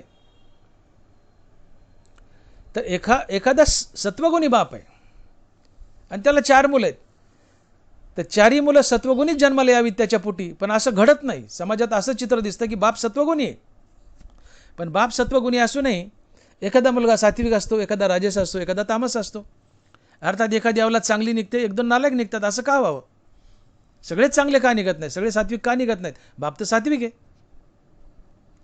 याचं उत्तर तुकोबाराय देतात. गाथेमध्ये तुकोबाराय लिहित आहेत की भेसळीचे वीर्य वाया वायचाळा, मायबापे वेळा नाही सांभाळिली. तुकोबाराय चरण नीट ऐका. भेसळीचे वीर्य वाया वायचाळा, मायबापे वेळा नाही सांभाळिली. बाप सात्विक आहे, 4 मुलं आहेत, 4ही सात्विक निघायत. पण असं होत नाही. एक सात्विक, एक राजस, एक तामस असं होतं का? तुकोबाराय म्हणतात पहिलं उत्तर भेसळीचे वीर्य. याचा अर्थ समजून घ्या, मला फोडून दाखवायची गरज नाही. महाराज म्हणले बाप सात्विक आहे पण अवलाद नालायक आहे, राजस तामस आहे. का? पहिलं कारण भेसळीचे वीर्य. पहिलं कारण खोलात जात नाही, अर्थ समजून घ्या. भेसळीचे वीर्य म्हणून ते नालायक निघले, राजस तामस आहे. आणि दुसरं कारण मायबापे वेळा नाही सांभाळिली. शब्द तुकोबारायचे आहेत, माझे नाही. दुसरं कारण सांगतात महाराज, मायबापे वेळा नाही सांभाळिली. बाप सात्विक आहे सगळी मुलं सात्विक निघावीत, पण असं होत नाही. एक सात्विक एक राजस एक तामस असं होतं. याचं कारण तुकोबाराय म्हणतात की नवरा बायकोनी आपल्या मिलनाची वेळ सांभाळलेली नसते. बाप सात्विक आहे, माय बी सात्विक आहे, मुलं सात्विक निघावेत, पण एक सात्विक एक राजस एक तामस निघतं. याचं कारण मायबाप ज्यावेळेस संभोग घेतात ते आपल्या मिलनाची वेळ पाळत नाहीत. अयोग्य वेळी संभोग घेतल्यामुळं, अयोग्य वेळी भोग घेतल्यामुळं मायबाप शुद्ध सात्विक असूनही पोटी दुष्ट दुराचारी नालायक अवलाद देते. आणि याचं ज्वलंत उदाहरण म्हणजे रावण. रावणाचे वडील एक ऋषी होते, पण रावणाच्या आईला काय दुर्बुद्धी फुटली, त्यांनी हट्ट केला नवऱ्याकडे भर दुपारी 12 वाजता की मला तुमच्यासोबत भोग घ्यायचा आहे. रावणाचा वडील म्हणाला, अगं तुझी लाज गेली का, ऋषी पत्नी आहेस, दिवसा आकाशात सूर्य असताना भोग घेऊ नये, पाप लागतं, पोटी नालायक अवलाद येते. हा शास्त्र सिद्धांत आहे. दिवसा आकाशात सूर्य असताना भोग घेऊ नये पती पत्नीनं, आणि घेतला आणि त्यातून संतती राहिली तर ती नालायक दुष्ट दुराचारी संतती पोटी येते. रावणाचा वडील म्हणतो, अगं तू का तुझी लाज गेली का, ऋषी पत्नी आहेस, दिवसा आकाशात सूर्य असताना भोग घेतला तर दुष्ट दुराचारी नालायक अवलाद पोटी येईल, कुळाचा नाश होईल. त्या बाईने नाही ऐकलं. शेवटी बायकोच्या हट्टास्तव रावणाच्या वडिलांनी दिवसा दुपारी सूर्य आकाशात असताना भर दुपारी भोग घेतला. रावणाच्या वडिलांनी आकाशात सूर्य असताना भर दुपारी भोग घेतला बायकोच्या हट्टास्तव, आणि त्यातूनही रावणासारखी अवलाद पोटी आली, ज्याने सगळ्या कुळाचा नाश केला. सगळीच्या सगळी मुलं मारून टाकली आपली. आणि म्हणून तुकोबाराय म्हणतात की भेसळीचे वीर्य वाया वायचाळा, मायबापे वेळा नाही सांभाळलेली. मायबाप शुद्ध सात्विक आहेत, पोटी अवलाद शुद्ध सात्विकाची यावी, पण असं होत नाही. मायबाप सात्विक असूनही काही अवलादी चांगल्या काही वाईट येतात पोटाला. याचं कारण मायबाप आपल्या मिलनाची वेळ पाळत नाहीत. आकाशात सूर्य असताना दिवसा भोग घेऊ नये पती पत्नीनं, एकादशीला पती पत्नीनं भोग घेऊ नये, अमावस्या पौर्णिमेला भोग घेऊ नये, स्वाती रेवती नक्षत्रात भोग घेऊ नये. आणि या काळात जर भोग घेतला तर पोटी मायबाप चांगले असूनही पोटी नालायक अवलाद येते. पुन्हा एका दिवसा आकाशात सूर्य असताना भोग घेऊ नये पती पत्नीनं, एकादशीला पती पत्नीनं भोग अर्थात संभोग घेऊ नये, अमावस्या पौर्णिमेला भोग घेऊ नये, स्वाती रेवती नक्षत्रात भोग घेऊ नये. आणि म्हणून आपल्याकडे म्हणी पडल्यात की एखादं बिलिंदर पोटाला आलं तर लोक सरळ म्हणतात हे औसा पुनवाचं आहे का रे, हे औसा पुनवाचं आहे का रे. अशा म्हणी आहेत, त्या सत्य आहेत. अयोग्य वेळी मायबापानं भोग घेतलाय, नवरा बायकोनं भोग घेतलाय, त्या दिवशी अमावस्या आहे, पौर्णिमा आहे, आणि अमावस्या पौर्णिमेच्या दिवशी जर गर्भधारणा झाली भोग घेतल्यामुळं तर ती बिलिंदर अवलाद पोटाला येते, नालायकसारखं वागते. आणि मग लोक टोमणे करतात, टोमणे मारतात, चाल हे औसा पुनवाचं आहे का रे, हे औसा पुनवायचं का रे, असलं नालायक वागायले. याचाच अर्थ अमावस्याला पौर्णिमेला भोग घेऊ नये, एकादशीला भोग घेऊ नये, दिवसा भोग घेऊ नये, स्वाती रेवती नक्षत्रात भोग घेऊ नये. मग भोग कधी घ्यावा, तर नाथ महाराज भागवतात सांगतायत की 6व्या आणि 7व्या प्रहरी भोग घ्यावा. एकूण 24 तासाच्या दिवसात, दिवस 24 तासाचा आहे, दिवस रात्र मिळून, यात 8 प्रहर आहेत, 4 प्रहर दिवसाचे 4 रात्रीचे. तर पहिले 4 प्रहर दिवसाचे गेले, 5व्या प्रहरापासून 8व्या प्रहरापर्यंत रात्र असते. 5व्या प्रहरापासून 8व्या प्रहरापर्यंत रात्र असते. मग नाथ महाराज भागवतात सांगतात की भोग कधी घ्यावा पती पत्नीनं. तर महाराज म्हणतात 6व्या आणि 7व्या प्रहरी भोग घ्यावा. भोग कधी घ्यायचा, 7व्या आणि 8व्या प्रहरी भोग घ्यावा. अर्थात रात्री 9 वाजल्यापासून रात्रीच्या 3 वाजेपर्यंत भोग घ्यावा. नाथ महाराज भागवतात लिहित आहेत पती पत्नीनं आपल्या मिलनाचा भोग रात्री 6व्या आणि 7व्या प्रहरी घ्यावा. मला कन्फ्यूज व्हायला थोडं, 6व्या आणि 7व्या प्रहरी घ्यावा, बरोबर आहे. पहिले 4 प्रहर दिवसाचे गेले, शेवटचे 4 प्रहर रात्रीचे. मग रात्री 6 ते 9 हा 5वा प्रहर, 9 ते 12 6वा प्रहर, 12 ते 3 7वा प्रहर, आणि 3 ते सकाळचे 6 हा 8वा प्रहर. तर पती पत्नीने आपल्या मिलनाचा भोग रात्री 6 ते 7 या 2 प्रहारात घ्यावा. 6व्या आणि 7व्या. आता 6वा प्रहर सुरू होतो रात्री 3 वाजता, संपतो 12ला. 7वा सुरू होतो 12ला, संपतो 3ला. तात्पर्य, पती पत्नीने आपल्या मिलनाचा भोग रात्री 9 ते पहाटेचे 3 या 6 तासात कधीही घ्यावा आणि तो त्यातली त्यात रात्री 12 वाजता घ्यावा, असं नाथ महाराज भागवतात लिहित आहेत. पती पत्नीने आपल्या मिलनाचा भोग कधी घ्यावा, तर तो भोग घ्यावा 6व्या आणि 7व्या प्रहरी आणि त्यातली त्यात 12च्या दरम्यान घ्यावा. अर्थात रात्री 9 ते 3 या दरम्यान घ्यावा आणि तो 12च्या दरम्यान घ्यावा. शक्यतो मागे पुढे झाला तर चालेल, पण नाथ महाराज लिहित आहेत 6वा आणि 7वा प्रहर अर्थात रात्री 9 ते 3 आणि त्यातल्यात 12च्या दरम्यान घ्यावा. सज्जन अवलाद पोटी येते. याला म्हणतात मायबापानं आपल्या मिलनाची वेळ सांभाळली. आणि ही मिलनाची वेळ जर मायबापाने सांभाळली नाही तर पोटी नालायक अवलाद येते, बाप शुद्ध सात्विक असला तरीही. आणि म्हणून मी प्रश्न उभा केला होता की बाप सज्जन आहे, सात्विक आहे, परंतु तरीही पोटी दुष्ट दुराचारी अवलाद येते. असं का होतं, तर याचा अर्थ मायबाप आपल्या मिलनाची वेळ सांभाळत नाही. पहिलं कारण. याच्या आधी एक कारण पाहिलं आपण की पहिलं कारण भेसळीचं वीर्य, दुसरं मायबाप आपल्या मिलनाची वेळ सांभाळत नाहीत. आता तिसरं एक छोटंसं कारण असं आहे की मुलं जन्माला आल्यानंतर आपापल्या प्रारब्ध गतीनं काही मुलं परमार्थाकडे झुकतात, काही कुसंगतीत जातात. जे कुसंगतीत जातात ते तमोगुणी रजोगुणी निघतात, जे सत्संगतीत जातात ते सात्विक निघतात. खरे गुण बदलतात, गुण बदलणारे असतात. संगती बदलली, गुण बदलतो. त्यामुळे 4 मुलापैकी एखादं सत्संगतीत गेलं ते सज्जन निघतं, 1-2 कुसंगतीत गेले ते राजस्तामस निघतात. आणि म्हणून देखील बाप सात्विक असूनही 4 मुलं आहेत, त्यातलं एखादं सात्विक असतं, एखादं राजस असतं, एखादं तामस असतं. हे तिसरं कारण. शिवाय चौथं एक कारण आहे की बाप हा सहसा तारुण्यामध्ये थोडाफार रजोगुणी छंदीचा असतो, राजस्वतीचा रजोगुणी छंदाचा.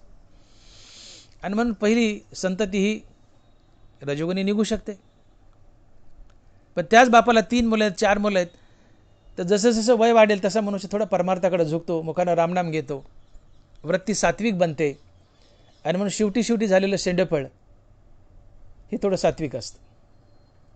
याही कारणामुळं बाप सात्विक आहे, पण काही सात्विक मुलं दिसतात, काही राजस दिसत आहेत, काही तामस दिसतात. हे एक कारण आहे.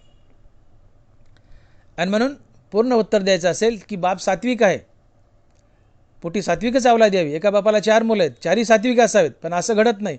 याचं कारण का, तर पहिलं कारण भेसळीचं वीर्य, दुसरं कारण मायबापानं आपल्या मिलनाची वेळ सांभाळलेली नसते, तिसरं कारण मुलं सत्संगतीत आणि कुसंगतीत जातात, त्यामुळे गुण बदलतात. आणि बाप स्वतः थोडा वयस्कर झाला आणि अशा वयात जर मुलबाळ झालं तर बाप थोडासा परमार्थाकडे झुकलेला असतो, सात्विक बनलेला असतो, म्हणून शेवटचं शेंडेफळ सात्विक निघतं. या 4ही कारणामुळं बाप सात्विक असूनही त्याची सगळीच मुलं सात्विक निघत नाहीत, तर काही सात्विक निघतात, काही राजस निघतात, काही तामस निघतात. हे याचं उत्तर आहे. आणि म्हणून आपण लक्षात ठेवावं की बाप सात्विक आहे आणि अपेक्षा करतोय की माझ्या पोटी सात्विक संतान यावी आणि यायलाच पाहिजे. तर त्यांनी सर्वात अगोदर आपल्या पती पत्नीच्या मिलनाची वेळ सांभाळावी. दिवसा आकाशात सूर्यास्ताना भोग घेऊ नये, एकादशीला भोग घेऊ नये, अमावस्या पौर्णिमेला भोग घेऊ नये, स्वाती रेवती नक्षत्रात भोग घेऊ नये. भोग घ्यावा तो फक्त रात्रीच 6व्या आणि 7व्या प्रहरी, अर्थात रात्री 9 ते रात्रीचे 3 वाजेपर्यंत, आणि त्यातली त्यात शक्यतो 12च्या दरम्यान घ्यावा. हे नियम पाळले तर नाथ महाराज भागवतात म्हणतात की पोटी शुद्ध सात्विक संतान येईल, शुद्ध बीजा पोटी फळे रसाळ गोमटी. इथं एक आणखीन तुमच्या मनात शंका येऊ शकते की तुम्ही सहज बोलू शकता की डॉक्टर मोठे साहेब, शुद्ध बापाच्या पोटी शुद्ध संतान आली, ठीक आहे, मान्य आहे आम्हाला. पण कधी कधी अशुद्ध बापाच्या पोटी शुद्ध संतान येते. याचं कारण काय? याचं ज्वलंत उदाहरण आहे हिरण्यकश्यपू. हिरण्यकश्यपू दुष्ट होता, दुराचारी होता, तरी त्याच्या पोटी प्रल्हाद आला. मग वाईट बापाच्या पोटी चांगली संतान का आली? तर याचं कारण प्रल्हाद हा संत तुकाराम महाराज होता. तुकाराम महाराजांनी देवाकडून शब्द घेतला होता की देवाच्या प्रत्येक अवतारात देव असेल आणि त्या देवासोबत तुकाराम महाराज संत म्हणून अवतार धरतील. आणि म्हणून महाराज स्वमुखाने म्हणतात की देवाचे अवतार तुका त्याचे बरोबर. देवाचे अवतार तुका त्याचे बरोबर. देवाकडून शब्द घेतला होता की देवा तुमच्या प्रत्येक अवतारात मी संत बनून येईल. आणि म्हणून देवाच्या नरसिंह अवतारात तुकाराम महाराज हे प्रल्हाद होते. देवाच्या राम अवतारात त्रेतायुगात तुकाराम महाराज हे अंगद होते. द्वापार युगात देवाच्या कृष्ण अवतारात तुकाराम महाराज उद्धव होते. आणि कलियुगात देवाच्या पांडुरंग अवतारात तुकाराम महाराज नामदेव महाराज होते. आणि 16व्या शतकात तुकाराम महाराज स्वतंत्र अवतार धरून तुकाराम महाराज म्हणून आले. आणि म्हणून तुकोबाराय लिहित आहेत की देवाचे अवतार तुका त्याचे बरोबर.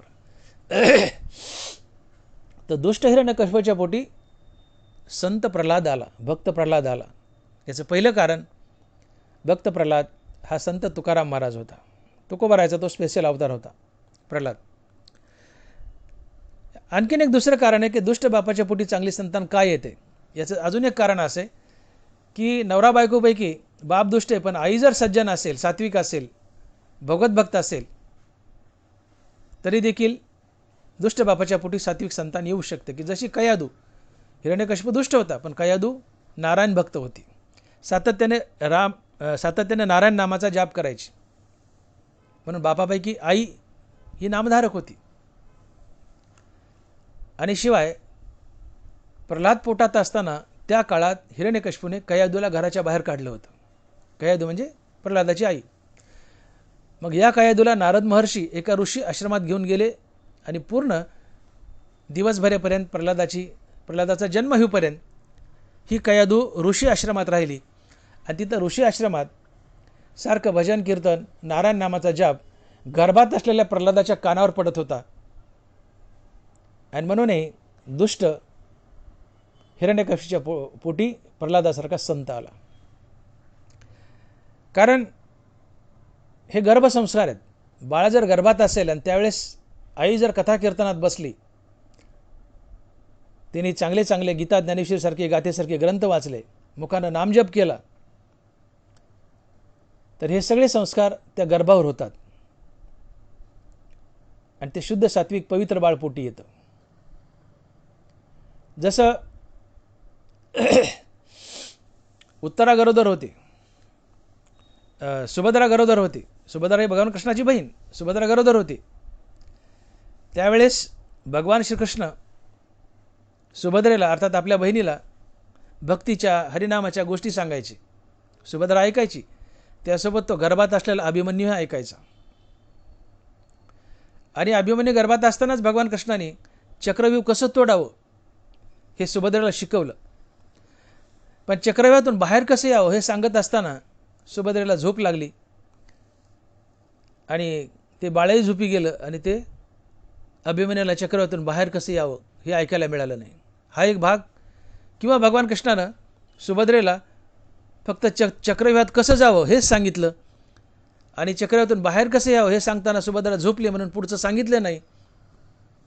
म्हणूनही त्या अभिमन्यूला तो गर्भात शिकला की चक्रव्यूह कसं तोडावं, पण चक्रव्यूहातून बाहेर कसं यावं त्याला माहीत नव्हतं. म्हणून चक्रव्यूहात तो सापडला आणि या कौरवाच्या 7-8 लोकांनी त्याला पायाखाली चिंगरून मारला. सांगायचं मला एवढं की बाळ गर्भात असताना आईने जर नामस्मरण केलं, भगवत भक्ती केली, तर हा नामाचा जप बाळाच्या कानावर पडतो आणि त्यांनीही हे गर्भसंसार घडतात आणि तुमच्या पोटी शुद्ध सात्विक संतान येते. हेही एक कारण आहे की बाप दुष्ट आहे परंतु पोटी चांगली अवलाद का येते. तर हिरण्यकशिपू दुष्ट होता, परंतु कयादू त्याची पत्नी ही नारायण भक्त होती. एक बाजू भरभक्कम होती, शिवाय ती ऋषी आश्रमात राहिली होती गरोदर असताना. म्हणून प्रल्हाद गर्भात असताना त्यांनी नारायण नामाचा जाप ऐकला होता आणि तिलाही सत्संगती घडली. त्यामुळे प्रल्हादालाही गर्भात सत्संगती घडली, नामस्मरण घडलं आणि म्हणून हा प्रल्हाद दुष्ट अशा हिरण्यकशिपूच्या पोटी भक्त म्हणून जन्माला आला. आणि म्हणून मी दोन्ही बाजू मांडल्या की बाप शुद्ध सात्विक आहे आणि 4 मुलं आहेत, तर 4ही मुलं सात्विक निघावीत. तर असं घडत नाही. तर बाप सात्विक आहे, 4 मुलं आहेत, एखादा सात्विक एखादा राजस एखादा तामस निघतो. असं का होतं आपण उत्तर पाहिलं. किंवा बाप दुराचारी आहे, वाईट आहे, दुष्ट दुराचारी, तरी त्याच्या पोटी चांगला मुलगा येतो, असंही का होतं याचे आपण उत्तर पाहिले. आणि म्हणून या 2 गोष्टी आपण पूर्णतेने समजून घेतल्या. मुद्दा असा होता सुरुवातीला मी छेडलेला, कीर्तनाच्या सुरुवातीला,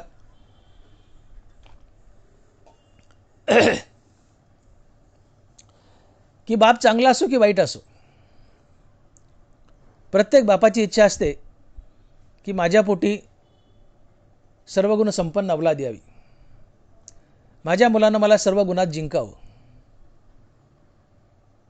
माझा मुलगा माझ्यापेक्षाही वरचढ निघावा, अशी प्रत्येक बापाची इच्छा असते. मग बाप चांगला असो की वाईट असो. परंतु त्यातले त्यात करप्ट, भ्रष्ट, दुष्ट, दुराचारी बापाची फार इच्छा असते की माझा मुलगा सर्वगुण संपन्न निघावा, त्यांनी मला सर्व गुणात जिंकावं. परंतु अशा या दुष्ट दुराचारी बापाचं स्वप्न कडेला जात नाही. असं होत नाही.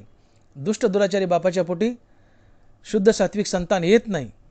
दुष्ट दुराचारी बापाच्या पोटी दुष्ट दुराचारी संतान येते, झोडाझोडगीच्या पोटी. असं घडतं.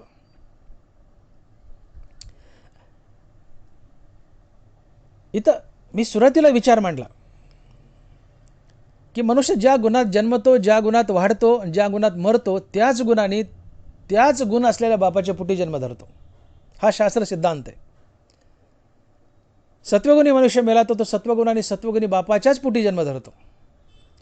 रजोगुणी मनुष्य मेला तर रजोगुणाने रजोगुणी बापाच्याच पोटी जन्म धरतो. आणि तमगुणी मनुष्य मेला तर तमगुणाने तमगुणी बापाच्याच पोटी जन्म धरतो. ही वाक्य फिरवली तर सत्वगुणी बापाच्या पोटी सात्विकच संतान येते, रजोगुणी बापाच्या पोटी रजोगुणी संतान येते आणि तमगुणी बापाच्या पोटी तमगुणी संतान येते. मग बाप राजस तामस आहे, दुष्ट आहे, दुराचारी आहे, तर साहजिकच त्याच्या पोटी राजस तामस दुष्ट दुराचारी संतान येणार. हा शास्त्र सिद्धांत आहे. आणि म्हणून बाप दुष्ट आहे, दुराचारी आहे, करप्ट आहे, भ्रष्ट आहे, नामापासून दूर आहे, हरिनामाकडे पाठ फिरवली, पण अपेक्षा करतो की माझ्या पोटी सर्वगुण संपन्न संतान यावी, माझ्या संततीने सर्व गुणात मला जिंकावं. हे त्याचं स्वप्न कधीच पूर्ण होत नाही. का? कारण तो स्वतः दुष्ट दुराचारी आहे, नामापासून दूर आहे, रजोगुणी तमोगुणी आहे. आणि म्हणून त्याच्या पोटीही रजोगुणी तमोगुणीच अवलाद देते, दुष्ट दुराचारीच अवलाद देते. कारण जोडाजोडगीचे पोटी फळे बिजेती करंटी.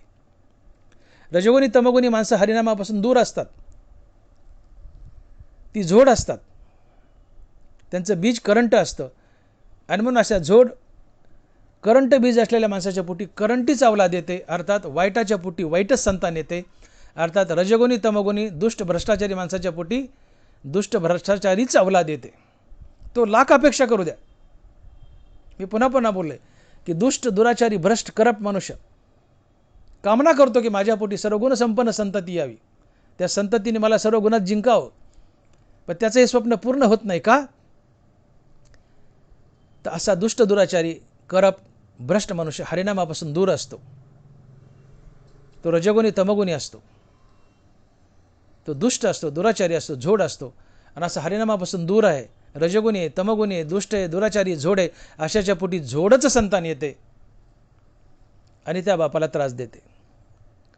मग तुम्हाला सत्वगुणी संतान हवी आहे, बापाला सर्व गुणात जिंकावं अशी इच्छा आहे, अशी सुंदर संतान हवी आहे, तर तुका म्हणे ते सत्वाचे सामर्थ्य करावा परमार्थ आहारनेशी. तुम्हाला आधी सात्विक बनावं लागेल आणि सात्विक बनण्यासाठी तुम्हाला मुखात हरिनाम धारण करावं लागेल, सात्विक आहार घ्यावा लागेल आणि सज्जनाची संगती करावी लागेल.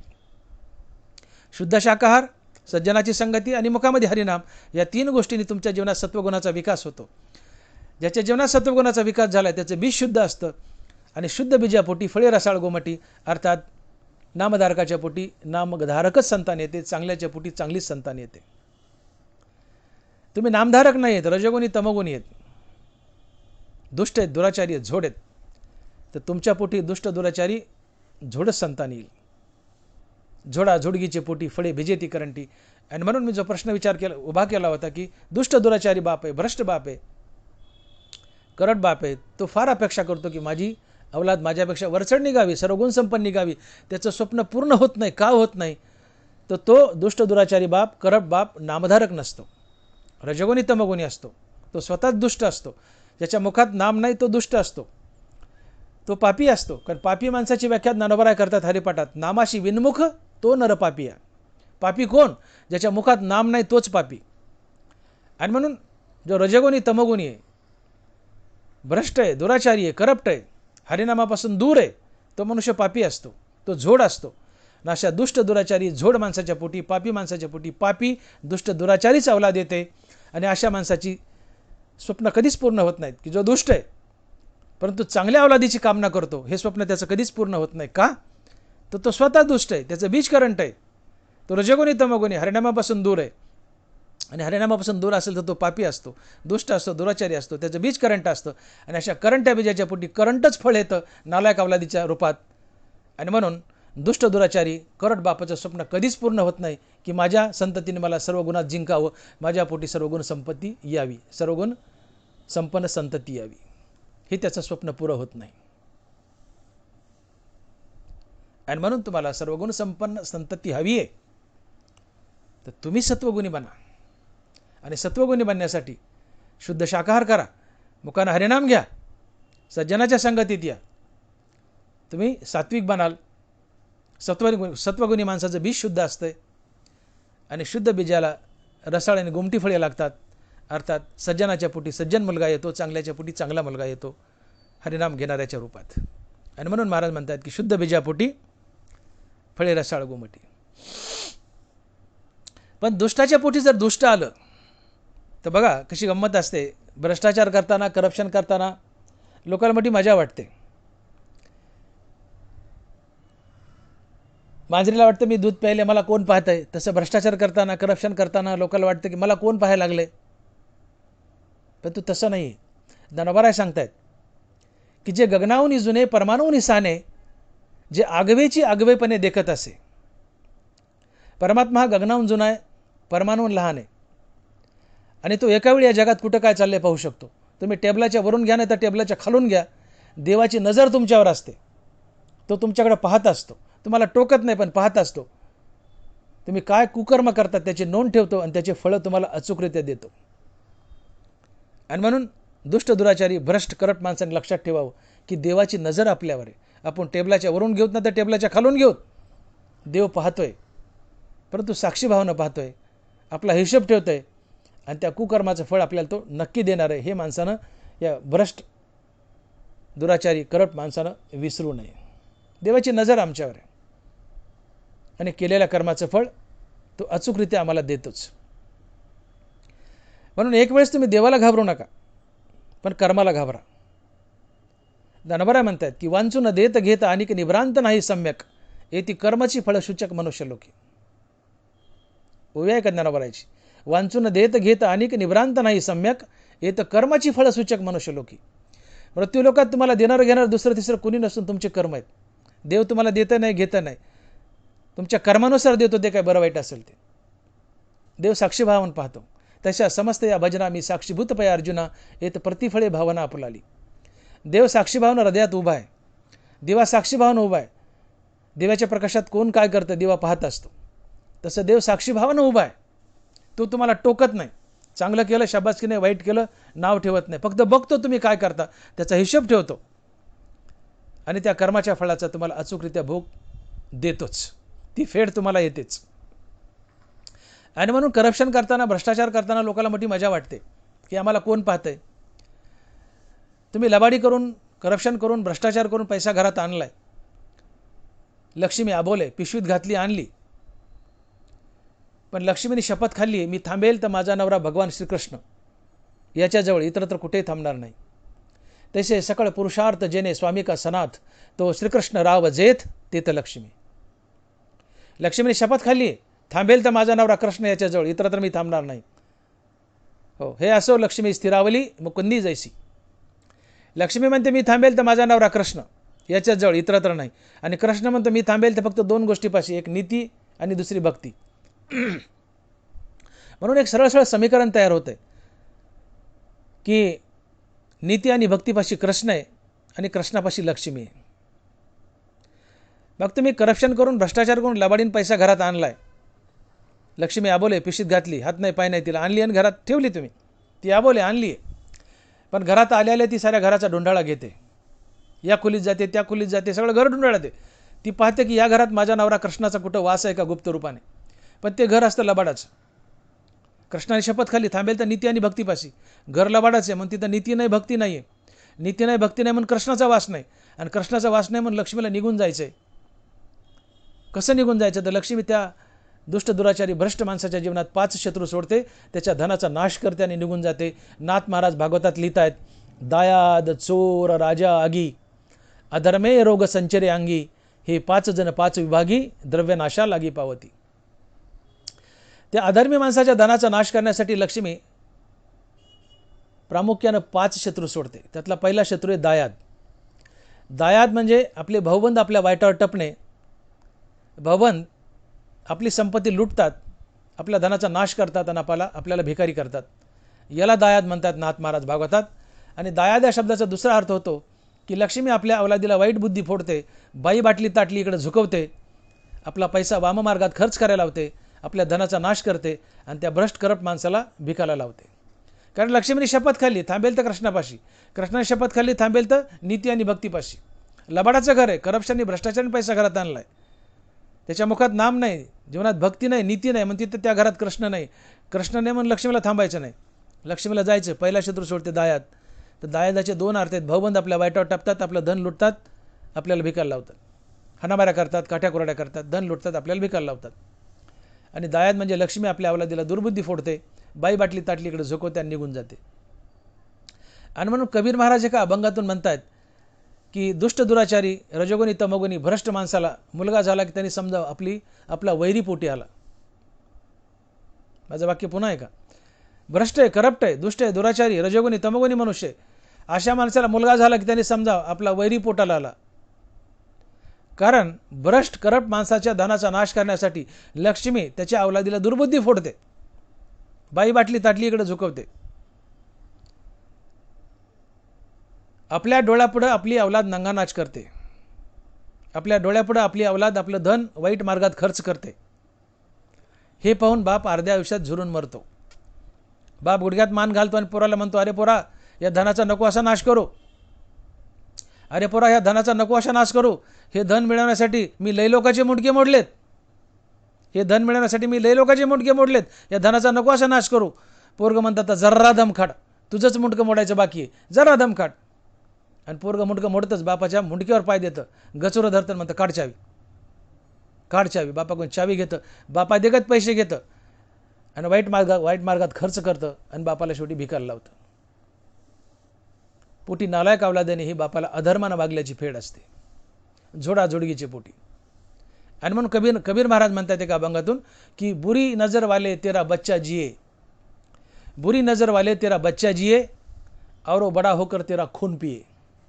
ऐका पुन्हा एकदा, बुरी नजर वाले तेरा बच्चा जिये और वो बड़ा होकर तेरा खून पिए. हे बुरी नजर वाले, ते ट्रकवरचं नाही, तेरा मुकाला, हे इकडचं घ्यायचं आपल्याला. हे बुरी नजर वाले, कबीर महाराज, हे बुरी नजर वाले, हे रजोगुणी तमोगुणी माणसानो, करप्ट भ्रष्टाचारी माणसानो, तेरा बच्चा जिये, तुझा मुलगा जिवंत राहावा, तेरा बच्चा जिये और वो बड़ा होकर तेरा खून पिए. तुझा मुलगा जिवंत राहावा म्हणले भ्रष्टाचारी माणसा, वाईट माणसा, तो मोठा व्हावा आणि होईलही, आणि मोठा झाल्यानंतर तुला तिळतिळ तडपायला लावेल, तुझं धन तुझ्या डोळ्यापुढे बाई बाटली ताटली याच्यात खर्च करेल, तुला भिकायला लावेल आणि तू गुडघ्यात मान घालून रडशील. हो, पोराच्या लाख विनवण्या करशील, पण पोरगा पूर्णतः वायाला गेलेला असेल, तुझ्या समोर बाई बाटली ताटलीकडे झुकलेला असेल, नंगा नाच करत असेल, तर गुडघ्यात मान घालून रडशील आणि अर्ध्या आयुष्यात झुरून झुरून मरशील. कारण पोटी नालायक अवलाद देणे हे बापाचं सर्वात मोठं दुःख असते. पोटी चांगली अवलाद देणे बापाचं सगळ्यात मोठं सुख. पण पोटी नालायक अवलाद येणं हे बापाचं सगळ्यात मोठं दुःख असते. बाप अर्ध्या आयुष्यात झुरून मरतो अवलादीकडे पाहून, कारण बाप जगतोच अवलादीसाठी. मनुष्य जगतो फक्त अवलादीसाठी ना. अवलाद आपल्या डोळ्यापुढे नंगानाच करते, व्हायला गेली तर बाप अर्ध्या आयुष्यात झुरून मरतो. का तर अवलाद बापाच्या या लबाडीच्या पैशाचा वाईट मार्गात खर्च करून, नंगानाच करून, सगळा पैसा खर्च करून टाकते आणि बापाला भिकायला लावते. बापाला कष्ट देते, पीडा देते, दुःख देते, हाणते, मारते, संसाराची धुळदाण करते. आणि म्हणून रजोगुणी तमोगुणी वाईट भ्रष्ट माणसाला मुलगा झाला की समजून घ्यावं त्याचा वैरी पोटाला आला. कारण हा मुलगा वैराच्या रूपात त्याचं धन लुटत असतो, नाहीसं करत असतो, बापाला कंगाल करतो, भिकायला लावतो. आणि म्हणून कबीर महाराज म्हणतात की बुरी नजर वाले तेरा बच्चा जिये और वो बड़ा होकर तेरा खून पिये.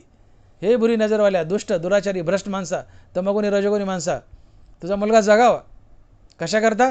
तो मोठा होऊन तुझं रक्त पिण्यासाठी, अर्थात तुझं धन लुटण्यासाठी, धनाचा नाश करण्यासाठी आणि तुला भिकायला लावण्यासाठी, तुझे हाल अपेष्टा करण्यासाठी, तुझे करप्शन करून पैसा आणलायस त्याची तुला फेड येण्यासाठी.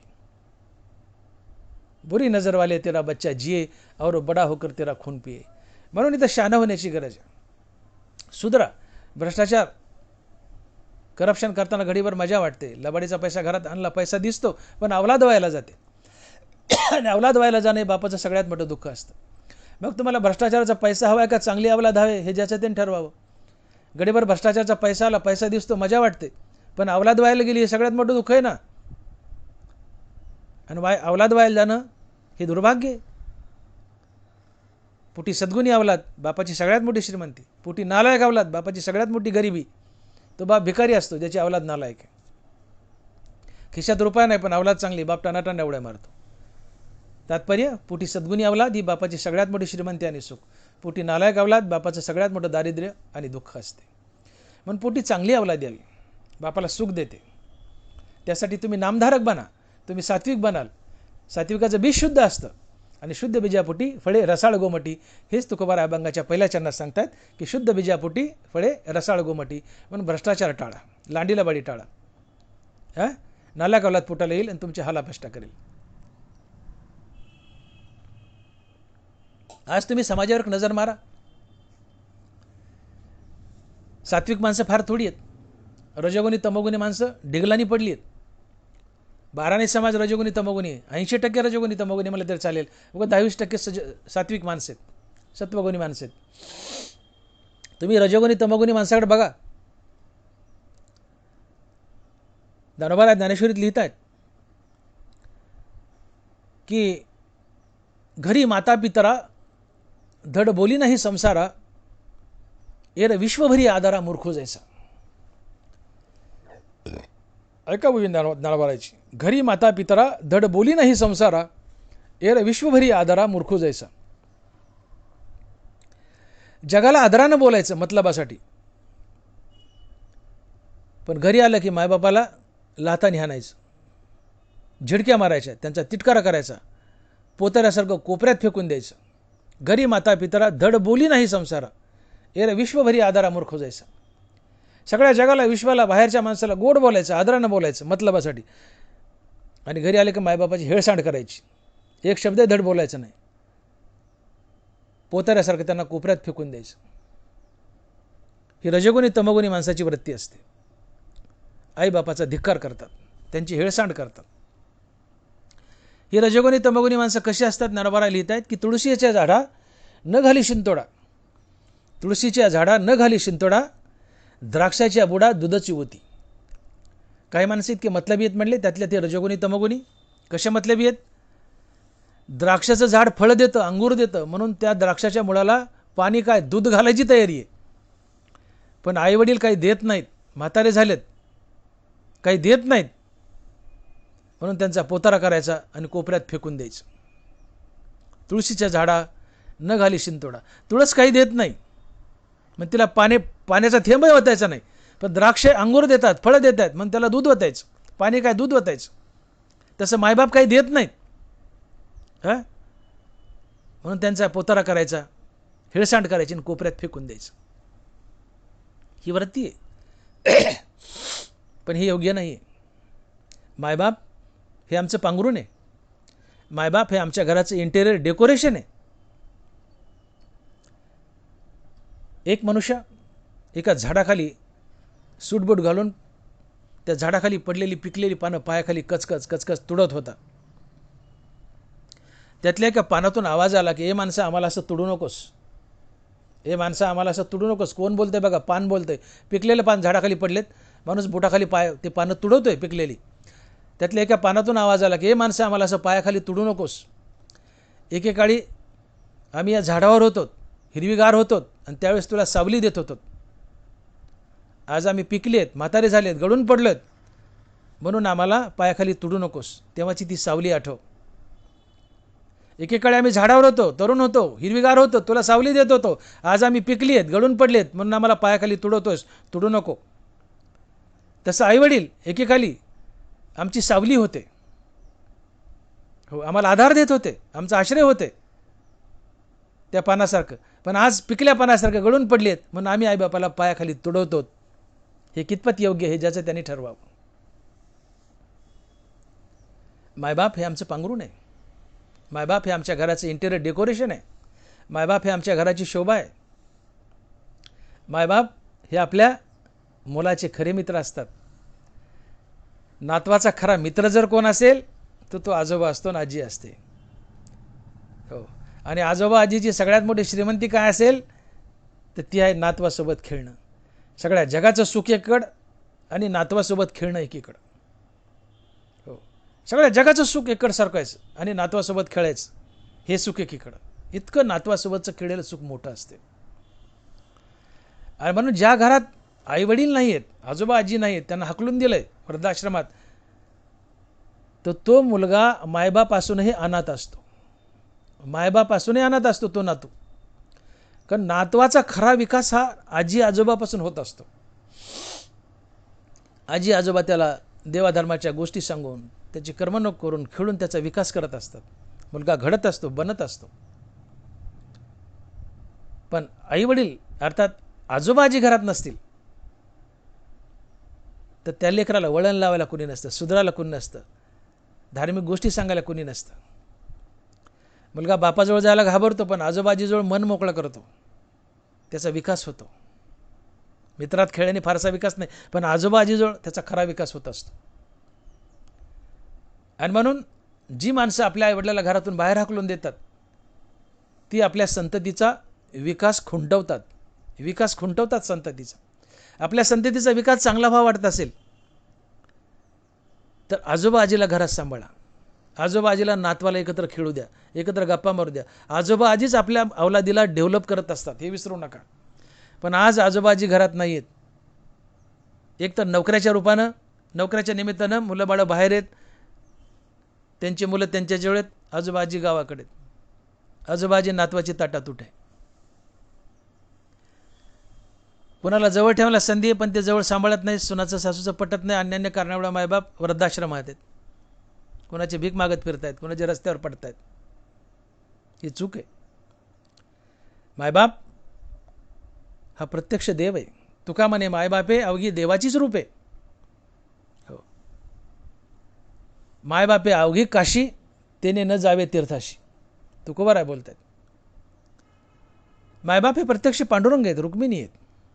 पंढरपुरात पांडुरंग आणि रुक्मिणी उभे आहेत ते केवळ एका कारणामुळं, पुंडलिकाने केलेल्या आपल्या आईवडिलाच्या सेवेला भुलून. आज हे सावळं प्रब्रह्म पंढरपुरात उभं आहे कशामुळे? एकच कारण, पुंडलिकाच्या सेवेला भुलून. कोणती सेवा? पुंडलिकाने आपल्या आईवडिलाची केलेली सेवा. तेवढ्या एका कारणामुळे पुंडलिकाने पांडुरंगाला बांधलंय आणि योगी योगी पंढरपुरात उभं केलंय.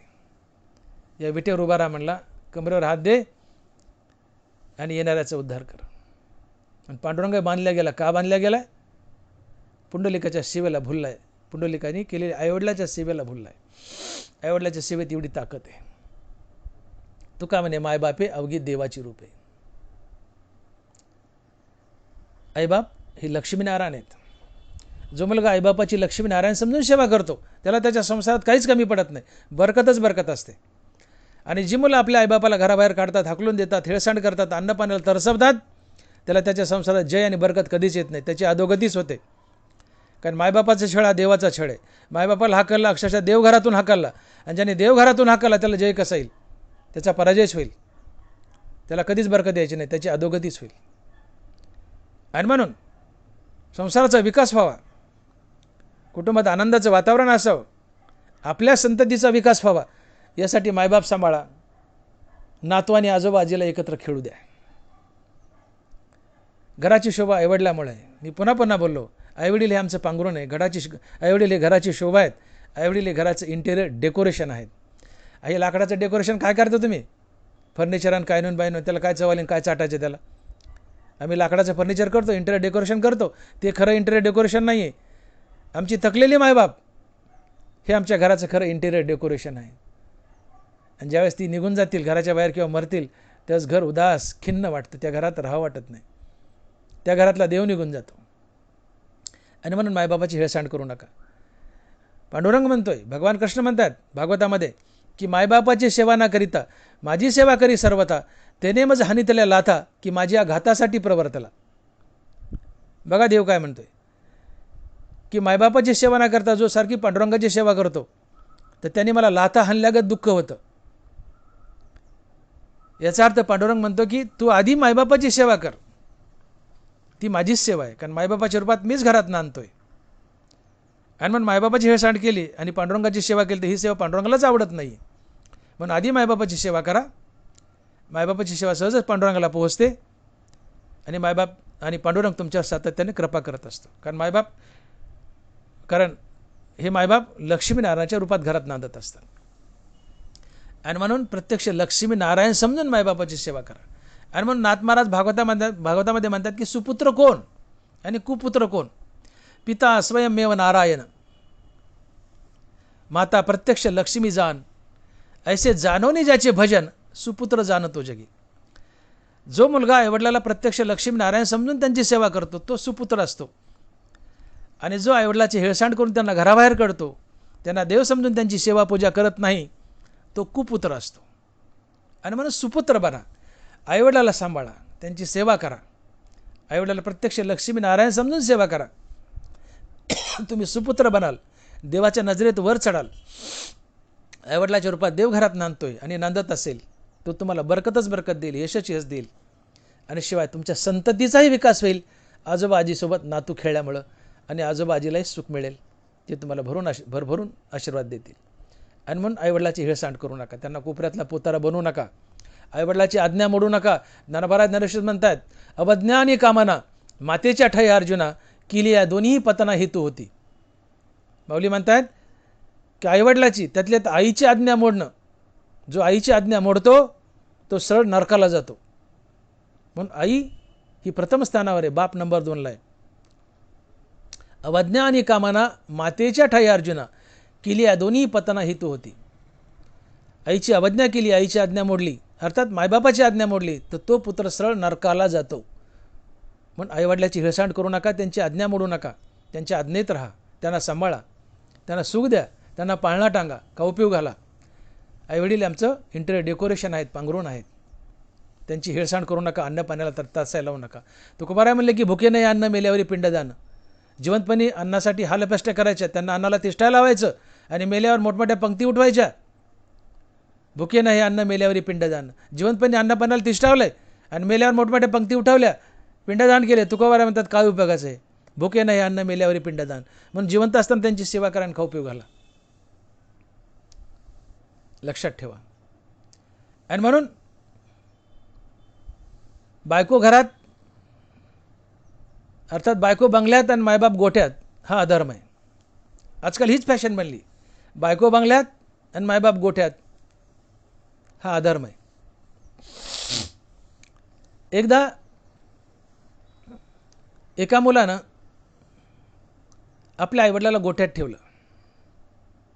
बायकोच्या सांगणं असो कशानं असो आपल्या आईबाबाला गोठ्यात ठेवलं आणि मायबापाच्या हातात एक घंटी दिली, म्हणले बाबा ज्यावेळेस भूक लागेल त्यावेळेस घंटी वाजवत जा, मी तुम्हाला अन्न पाणी आणून देत जाईल. बरेच दिवस हा क्रम चालला. भूक लागली, तहान लागली, बापाने माईने घंटी वाजावी, पोरांनी घंटी ऐकली की अन्न पाणी नेऊन द्यावं. मायबाप बरेच दिवस कोठ्यात राहिले. हा क्रम बरेच दिवस चालला. एके दिवशी अचानक ती घंटी वाजलीच नाही. सकाळ झाली, दुपार झाली, बराच वेळ गेला. पोरगं म्हणतं आज घंटी वाजल्या नाही, म्हातारी गचकले तर नाही आहेत. हा धावत धावत गेला आणि पाहतो तर मायबाप जिवंत आहेत. म्हणतो बाबा घंटी का नाही वाजवली? म्हणले काय सांगू पोरा, घंटी तुझ्या पोरांनी चोरून नेली. म्हणले माझ्या पोरांनी? त्याला काय करायचं? तर म्हणले मला काय माहीत बा, तू त्यालाच विचार. हा धावत गेला आपल्या पोराकडे. म्हणले ए पप्या, ती घंटी का चोरलीस? तर पप्या म्हणतो बाबा तुमच्यासाठी. पप्या म्हणतो बाबा तुमच्यासाठी? म्हणले माझ्यासाठी कशाला? म्हणले मी मोठा होईल, तुम्ही म्हातारे होताल, त्यावेळेस मी तुम्हाला याच गोट्यात ठेवील, हीच घंटी तुमच्या कामाला येईल.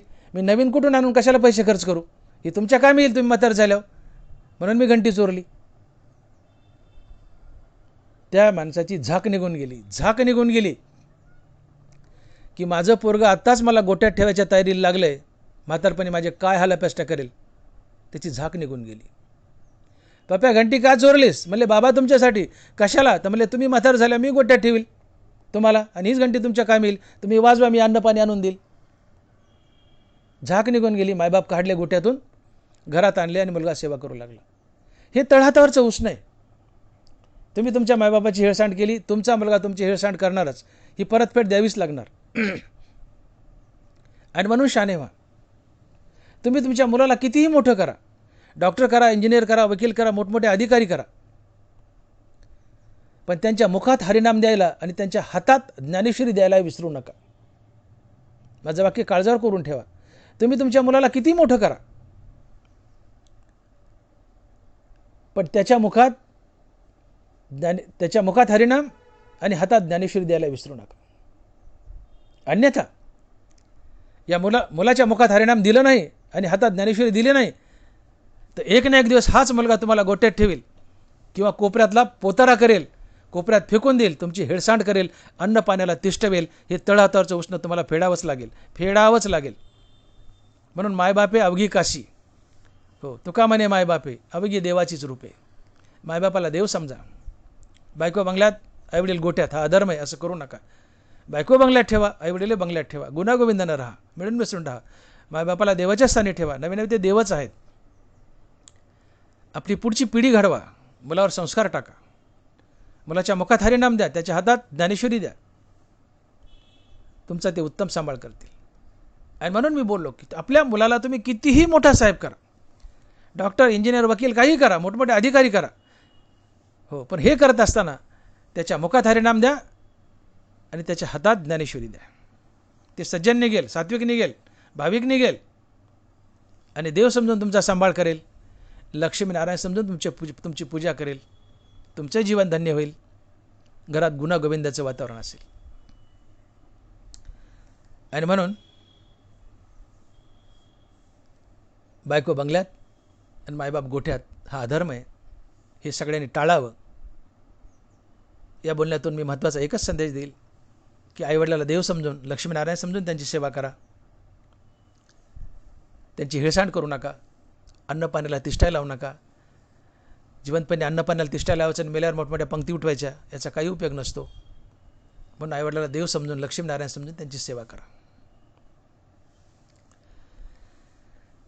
असं का घडतं बरं? एक मुद्दाही असा उपस्थित राहतो की काही मुलं आईबापाला सांभाळतात, काही मुलं आईबापाला सांभाळत नाहीत. असं का होतं? तीच माणसं, तेच रंगरूप, तेच नाक, तेच डोळे, तेच तोंड, तेच मेंदू, सगळं तेच आहे, परंतु तरी काही मुलं आईबापाला सांभाळतात, काही मुलं आईबापाला सांभाळत नाहीत. असं का होतं? तर याचं प्रमुख कारण असं आहे की दानवराय बोलतात ज्ञानेश्वरीत की दया तेत धर्मो, धर्मो तेत सुखागमो, सुखी पुरुषोत्तम असे जैसा. की ज्याच्या मुखात हरिनाम आहे फक्त त्याच्याच हृदयात दया वास करते, आणि ज्याच्या हृदयात दया वास करते फक्त त्याच्याच जीवनात धर्म वास करतो. धर्म म्हणजे जातीपाती नव्हे. धर्म म्हणजे नीती, रीती, माणुसकी, इमानदारी, सत्य, अहिंसा, प्रेम, जिव्हाळा, परोपकार, सहानुभूती या सद्गुणाच्या समुदायाला धर्म म्हणतात. तुकोबारा तर सत्याला धर्म म्हणतात. सत्य तोची धर्म, हो, सत्याला धर्म म्हणतात. सत्य तोची धर्म अर्थात नीतिमूल्य हाच धर्म. नीती, माणुसकी, इमानदारी हाच धर्म आहे. माणुसकी, प्रेम, जिव्हाळा हाच धर्म आहे. सत्य, अहिंसा हाच धर्म आहे. नीती, रीती, माणुसकी, इमानदारी, सत्य, अहिंसा, प्रेम, जिव्हाळा या सद्गुणाच्या समुदायाला धर्म म्हणतात. मग ज्याच्या मुखात हरिनाम आहे त्याच्या हृदयात दया, आणि ज्याच्या हृदयात दया त्याच्या जीवनात धर्म, अर्थात सर्व सद्गुण. मग प्रेम हा एक सद्गुण आहे. मग प्रेम कोणाच्या पोटी जन्म घेतो? धर्माच्या. धर्म दयेच्या आणि दया हरिनामाच्या. अर्थात हरिनामाच्या पोटी दया आणि दयेच्या पोटी धर्म अर्थात प्रेम. पर्यायाने हरिनामाच्याच पोटी प्रेम जन्म घेते हे लक्षात घ्या. हरिनामाच्याच पोटी प्रेम जन्म घेते हे लक्षात घ्या. सकळ धर्माचे कारण नामस्मरण हरिकीर्तन. धर्म म्हणजे प्रेम आणि मग हा धर्म अर्थात प्रेम कुठं जन्म घेतं? नामस्मरण हरिकीर्तन. अर्थात हरिनामाच्या पोटी धर्म अर्थात प्रेम जन्म घेतं. हरिनामाच्या पोटी प्रेम जन्म घेतं. मग तुम्ही नामधारक आहेत तर तुमच्या हृदयात दया आणि प्रेम असेल. मग ज्याच्या हृदयात दया आणि प्रेम आहे तो जगाच्या म्हातारीला आपली आई समजतो तर आपल्या सख्या आईला आई समजेलच आणि तिचा लक्ष्मीनारायण समजून सांभाळ करेल मायबापाचा. म्हणून ज्याच्या मुखात हरिनाम आहे, त्याच्या हृदयात दया आहे, त्याच्या हृदयात प्रेम आहे, तो आईवडिलाला लक्ष्मीनारायण समजून त्यांची पूजा करतो, सांभाळ करतो. आणि ज्याच्या मुखात हरिनाम नाही ते निर्दयी असतं, ते अधर्मी असतं, ते कडू असतं. कडू कुणाचंच नसतं, कडू फक्त स्वतःचं असतं. ते मायबापाची हेळसांड करतं, त्यांना हाकलून देतं, अन्नपाण्याला तिष्ठा लावतं, कोपऱ्यातला पोतारा करतं, फक्त स्वतःच्या जीवनाचं बघतो. आणि म्हणून नामधारक बना. ज्याच्या मुखात हरिनाम त्याच्या हृदयात दया आणि प्रेम. आणि ज्याच्या हृदयात दया आणि प्रेम, दया स्वतःसाठी जगत नाही, दया सदैव समोरच्यासाठी जगते. दया समोरच्याला कधी दुःख देत नाही, उलट दया समोरच्याचं दुःख निवारण करते. आणि म्हणून तुमच्या मुखात हरिनाम तर हृदयात दया, जीवनात प्रेम. तुम्ही आईवडिलाचं दुःख निवारण करणार, आईवडिलाला दुःख देणार नाही. कारण दया ही समोरच्याला कधी दुःख देत नाही, समोरच्याचं दुःख निवारण करते. मग मुखात हरिनाम, जीवनात दया आणि प्रेम. आईवडिलाला लक्ष्मीनारायण समजून तुम्ही सांभाळ कराल. सगळ्या जगावर प्रेम कराल, भावावर कराल, बहिणीवर कराल, आईवडिलावर कराल, सगळ्यावर प्रेम कराल. फक्त मुखात हरिनाम असू द्या. मुखात हरिनाम, हृदयात दया, जीवनात प्रेम. तुम्ही सगळ्याला आपलं सांभाळता, सगळ्याला आपलं सांभाळून आपलं म्हणून सांभाळता. मुखात हरिनाम, हृदयात दया, जीवनात प्रेम. तुम्ही सगळ्याला आपलं समजता, आपलं समजून सगळ्यांचा सांभाळ करता. त्यात आईवडील येतात, आईवडिलांनाही देव समजून त्यांचा सांभाळ करतात. मग आईवडिलाची हेळसांड कोणामुळे होते? की ज्यांच्या मुखात देवाचं नाव नाही. कारण नामाशी विन्मुख तो नर पापी आहे. मुखात नाम नाही ते पापीच असते. निंब निंबोळ्या मोडून आला तो कावळ्याशी सुकाळू झाला, त्याचा भक्तिहीन वाढीनला दोषाची लागी. ज्याच्या मुखात देवाचं नाव नाही त्याचं जगणं दोष आणि पाप करण्यासाठीच असते. ते पापीच असते, ते दोषीच असते. मुखात देवाचं नाव नाही ते निर्दयी आहे, कपटी आहे, कडू आहे, अधर्मी आहे. असं कडू, कपटी, अधर्मी याच्याकडून काय अपेक्षा करता? ते जगासाठी कपटी, मायबापासाठी कपटीच आहे. ते फक्त स्वतःचं असते. निर्दयी कपटी माणूस फक्त स्वतःचं असते, ते जगाचं कुणाचं नसते, ते मायबापाचं नसते. मग असं अधर्मी ज्याच्या मुखात नाम नाही आहे, निर्दयी आहे, अधर्मी आहे, कडू आहे, कपटी, अशी माणसं मायबापाला सांभाळत नाहीत. मायबापाचे हालापेष्ट करतात, कोपऱ्यातला पोतारा करतात. आणि म्हणून समाजामध्ये हरिभक्तीचं बीज लावणं हे फार महत्त्वाचं आहे. बहुसंख्येनं कीर्तनात, प्रवचनात यावं, हरिभक्तीत यावं, मुखानं रामनाम जपावं. तुमच्या हृदयात दया येईल, दयेच्या पोटी धर्म येईल, अर्थात प्रेम येईल. आणि जीवनात प्रेम आलं तुम्ही सगळ्याला आपलं समजता, तुम्ही जगासाठी जगायला शिकता.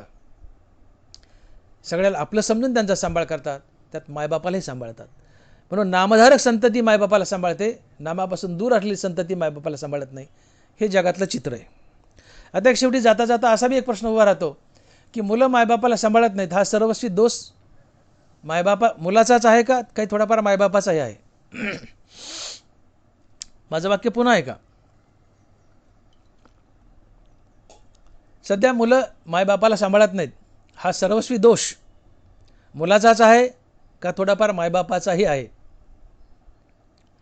तर मी व्यास पेटवून छाती ठोकून सांगतो की 50% दोष मायबापाचा आहे, 50% मुलाचा आहे. सगळा मुलाचाच नाही, मुलाचा आहे पण तो 50% मायबापाचाही आहे. मी तर म्हणतो 50%हून अधिक मायबापाचा असू शकतो. कारण तुकोबा थोडं पाठीमागं जा, तुकोबारा पाठीमागं गेलं काय बोलले की जो मनुष्य रामनाम घेत नाही, जो मनुष्य रामनाम घेत नाही तो गाढव नाही, त्याची मायबाप गाढव आहेत. जो मनुष्य रामनाम घेतो तो धन्य नाही, त्याची मायबाप धन्य आहेत. हे चरण लक्षात घ्या. तुका म्हणे आयशा जीवा काय करू आता, राम राम न म्हणती त्याची गाढव माता पिता. तुकोबाराय जे रामनाम घेत नाही त्याला गाढव म्हणत नाही, त्याच्या मायबापाला गाढव म्हणतात. कारण मायबाप गाढव आहेत म्हणून मायबाप रामनाम न घेणारी आहेत म्हणून पोटी रामनाम न घेणारी संतती आली. मुद्दा लक्षात घ्या.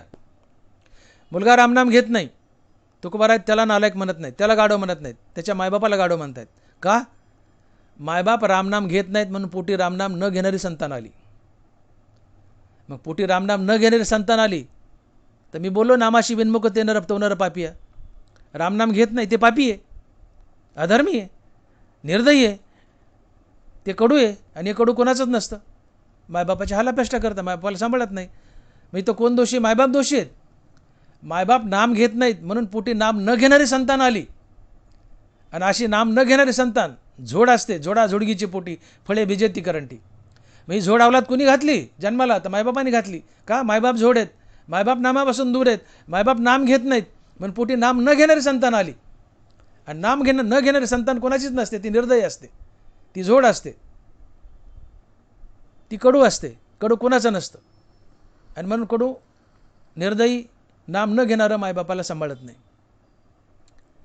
मग ही कडू निर्दयी नाम न घेणारी अवलाद पोटी घातली कोणी? ती मायबापानी. का? तर मायबाप नाम घेत नाहीत म्हणून पोटी नाम न घेणारी अवलाद. आणि नाम न घेणाऱ्या अवलादीने मायबापाची हेळसांड केली, मायबापाला सांभाळलं नाही. मग दोषी कोण आहे? अहो मायबापाचे आहेत ना. सर्वस्वी दोष मुलाला देऊ नका. मायबाप नाम घेत नाहीत म्हणून मुलं नाम घेत नाहीत. आणि नाम न घेणारा कोणाचाच नसतो, निर्दय असतो, कडू असतो. मायबापाचे हालापेष्ट केलं, पण ही नाम न घेणाऱ्या अवलाद कुणी पोटाला घातली? मायबापाने घातली. तर कुमार म्हणतात झोडा झोडगीचे पोटी फळे बिजेते करंटी. जे नामधारक नाही, जे झोड आहे त्याच्या पोटी झोडच येतं, नाम न घेणारच येतं. आणि नाम न घेणारं कोणाचंच नसतं, ते कडू असतं, निर्दय असतं, अधर्मी असतं, ते मायबापाचे हालापेष्टा करतं. पण 50% नाही, 50%हून अधिक दोषी मायबाप आहेत की त्यांना मुलं सांभाळत नाहीत. आणि 25% मुलंही दोषी आहेत. वृत्ती असते, स्वभाव असतो. मायबाप नालायक आहेत, नाम घेत नाहीत म्हणून नाम न घेणारी संतान आली. नाम न घेणारं कोणाच नसतं, मी बोलून गेलो. पण मायबापाला मुलं सांभाळत नाहीत हा सर्वस्वी दोष मुलाचा नाही आहे, त्यात सिंहाचा वाटा मायबापाचा आहे. कारण मायबाप जोड आहेत, दुष्ट आहेत, दुराचारी आहेत, नाम न घेणारी आहेत. पण पोटी दुष्ट दुराचारी जोड नाम न घेणारी अवलाद आली. आणि नाम न घेणारी अवलाद निर्दय असते, अधर्मी असते, कडू असते, कपटी असते, ती कोणाचीच नसते, स्वतःची असते, ती मायबापाची नसते. म्हणून ते मायबापाला सांभाळत नाहीत. म्हणून नाम न घेणारी मुलं मायबापाची हालापेष्टा करतात. पण नाम न घेणारी अवलाद पोटाला घातली कोणी? तर मायबापाने घातली. म्हणजे पर्यायाने इथं मायबाप दोषी आहेत, मुलं मायबापाला सांभाळत नाहीत. इथं सर्वस्वी दोष मुलाचा नाही, यातला 80-90% दोष मायबापाचा आहे. कारण अवलाद पोटाला घातली कोणी? मायबापानेच घातली ना, नाम न घेणारी. पुन्हा पुन्हा सांगितले. आणि म्हणून मुलं मायबापाची हेळसांड करतात. यात निम्यार्धे कारण मुलं आहेत, निम्यार्धे कारण मायबापही आहेत. मायबाप का आहेत? तर पुन्हा एकदा सांगतो की मायबाप जोड आहेत, नाम न घेणारी आहेत. आणि म्हणून नाम न घेणारी अवलाद पोटी आली. आणि नाम न घेणारं कोणाचंच नसतंय, निर्दय असतं, कडू असतंय, ते सगळ्या जगाची हेळसांड करतं, मायबापाची हेळसांड करतं. म्हणून मुलंच मायबापाला सांभाळत नाहीत. यात काही दोष मुलाचा आहे, काही दोष मायबापाचाही आहे. म्हणून मायबापानं सुधरावं, मायबापानं नाम घ्यावं, हरिनाम घ्यावं. पोटी हरिनाम घेणारी अवलाद येईल. हरिनाम घेणारी अवलाद दयाळू असते, प्रेमळ असते, ती मायबापाचा सांभाळ करते, सगळ्या जगाचाही सांभाळ करते. आणि म्हणून तुका म्हणे येते सत्वाचे सामर्थ्य करावा परमार्थ अहर्निश. तुम्ही सात्विक बना, हरिनामानं सत्वगुण वाढतो. तुम्ही सात्विक बना, सात्विक अवलाद पोटी येते, सात्विक अवलाद सज्जन असते, ती मायबापाला देव समजून सांभाळ करते. आणि म्हणून तुकोबाराय या पहिल्या चरणात विचार मांडतायत की शुद्ध बीजापोटी फळे रसाळ गोमटी. तात्पर्य, माणसाचं बीज शुद्ध असावं, पोटी रसाळ आणि गोमटी फळे येतात, अर्थात चांगल्याच्या पोटी चांगली संतती येते. थोडक्यात तुम्ही नामधारक बना, शुद्ध सात्विक आहार घ्या, सज्जनाची संगती करा, तुम्ही सात्विक बनाल. सात्विकाचं बीज शुद्ध असतं आणि शुद्ध बीजापोटी शुद्ध सात्विक संतान येते, चांगली संतान येते, नामधारक संतान येते. याला तुकोबाराय म्हणतात की शुद्ध बीजापोटी फळे रसाळ गोमटी. हे अभंगाच्या पहिल्या चरणात तुकोबाराने सांगितले, शुद्ध बीजापोटी फळे रसाळ गोमटी. आता ही जी नामधारक संतान आहे, जी सात्विक संतान आहे, जी शुद्ध आणि रसाळ संतान आहे, आपल्या पोटी आली, ही कशी वागते हे तुकोबाराय अभंगाच्या दुसऱ्या चरणात सांगतात. आणि महाराज लिहित आहेत की मुखी अमृताची वाणी देहदेवाचे कारणी. आपलं बी आपण नामधारक आहोत, सात्विक आहार घेतो, सज्जनाच्या संगतीत राहतोय, आपण सात्विक बनलोय, आपलं बीज सात्विक बनलंय, आपल्या सात्विक बीजाच्या पोटी शुद्ध सात्विक संतती आली, रसाळ गोमटी फळे लागलीत. अर्थात नामधारकाच्या पोटी नामधारक संतान आली, याला शुद्ध बीजापोटी फळे रसाळ गोमटे म्हटले तुकोबारायांनी. अर्थात नामधारकाच्या पोटी नामधारक संतान आली. आणि म्हणून ही नामधारक संतान याची वाणी कशी असते तर महाराज म्हणतात, मुखी अमृताची वाणी देहदेवाची करणी. ज्याच्या मुखात नाम आहे त्याची वाणी अमृतासारखी रसाळ आणि गोड असते. तो सातत्यानं गोड बोलतो. महाराज एका अभंगातून बोलले तुकोबाराय की नाम घेता मन निवे जिवे अमृतची स्त्रवे. मन तपतंय, हॉट आहे, पेटलेलं आहे, पण हरिनामानं ते गार होतं, निवतं.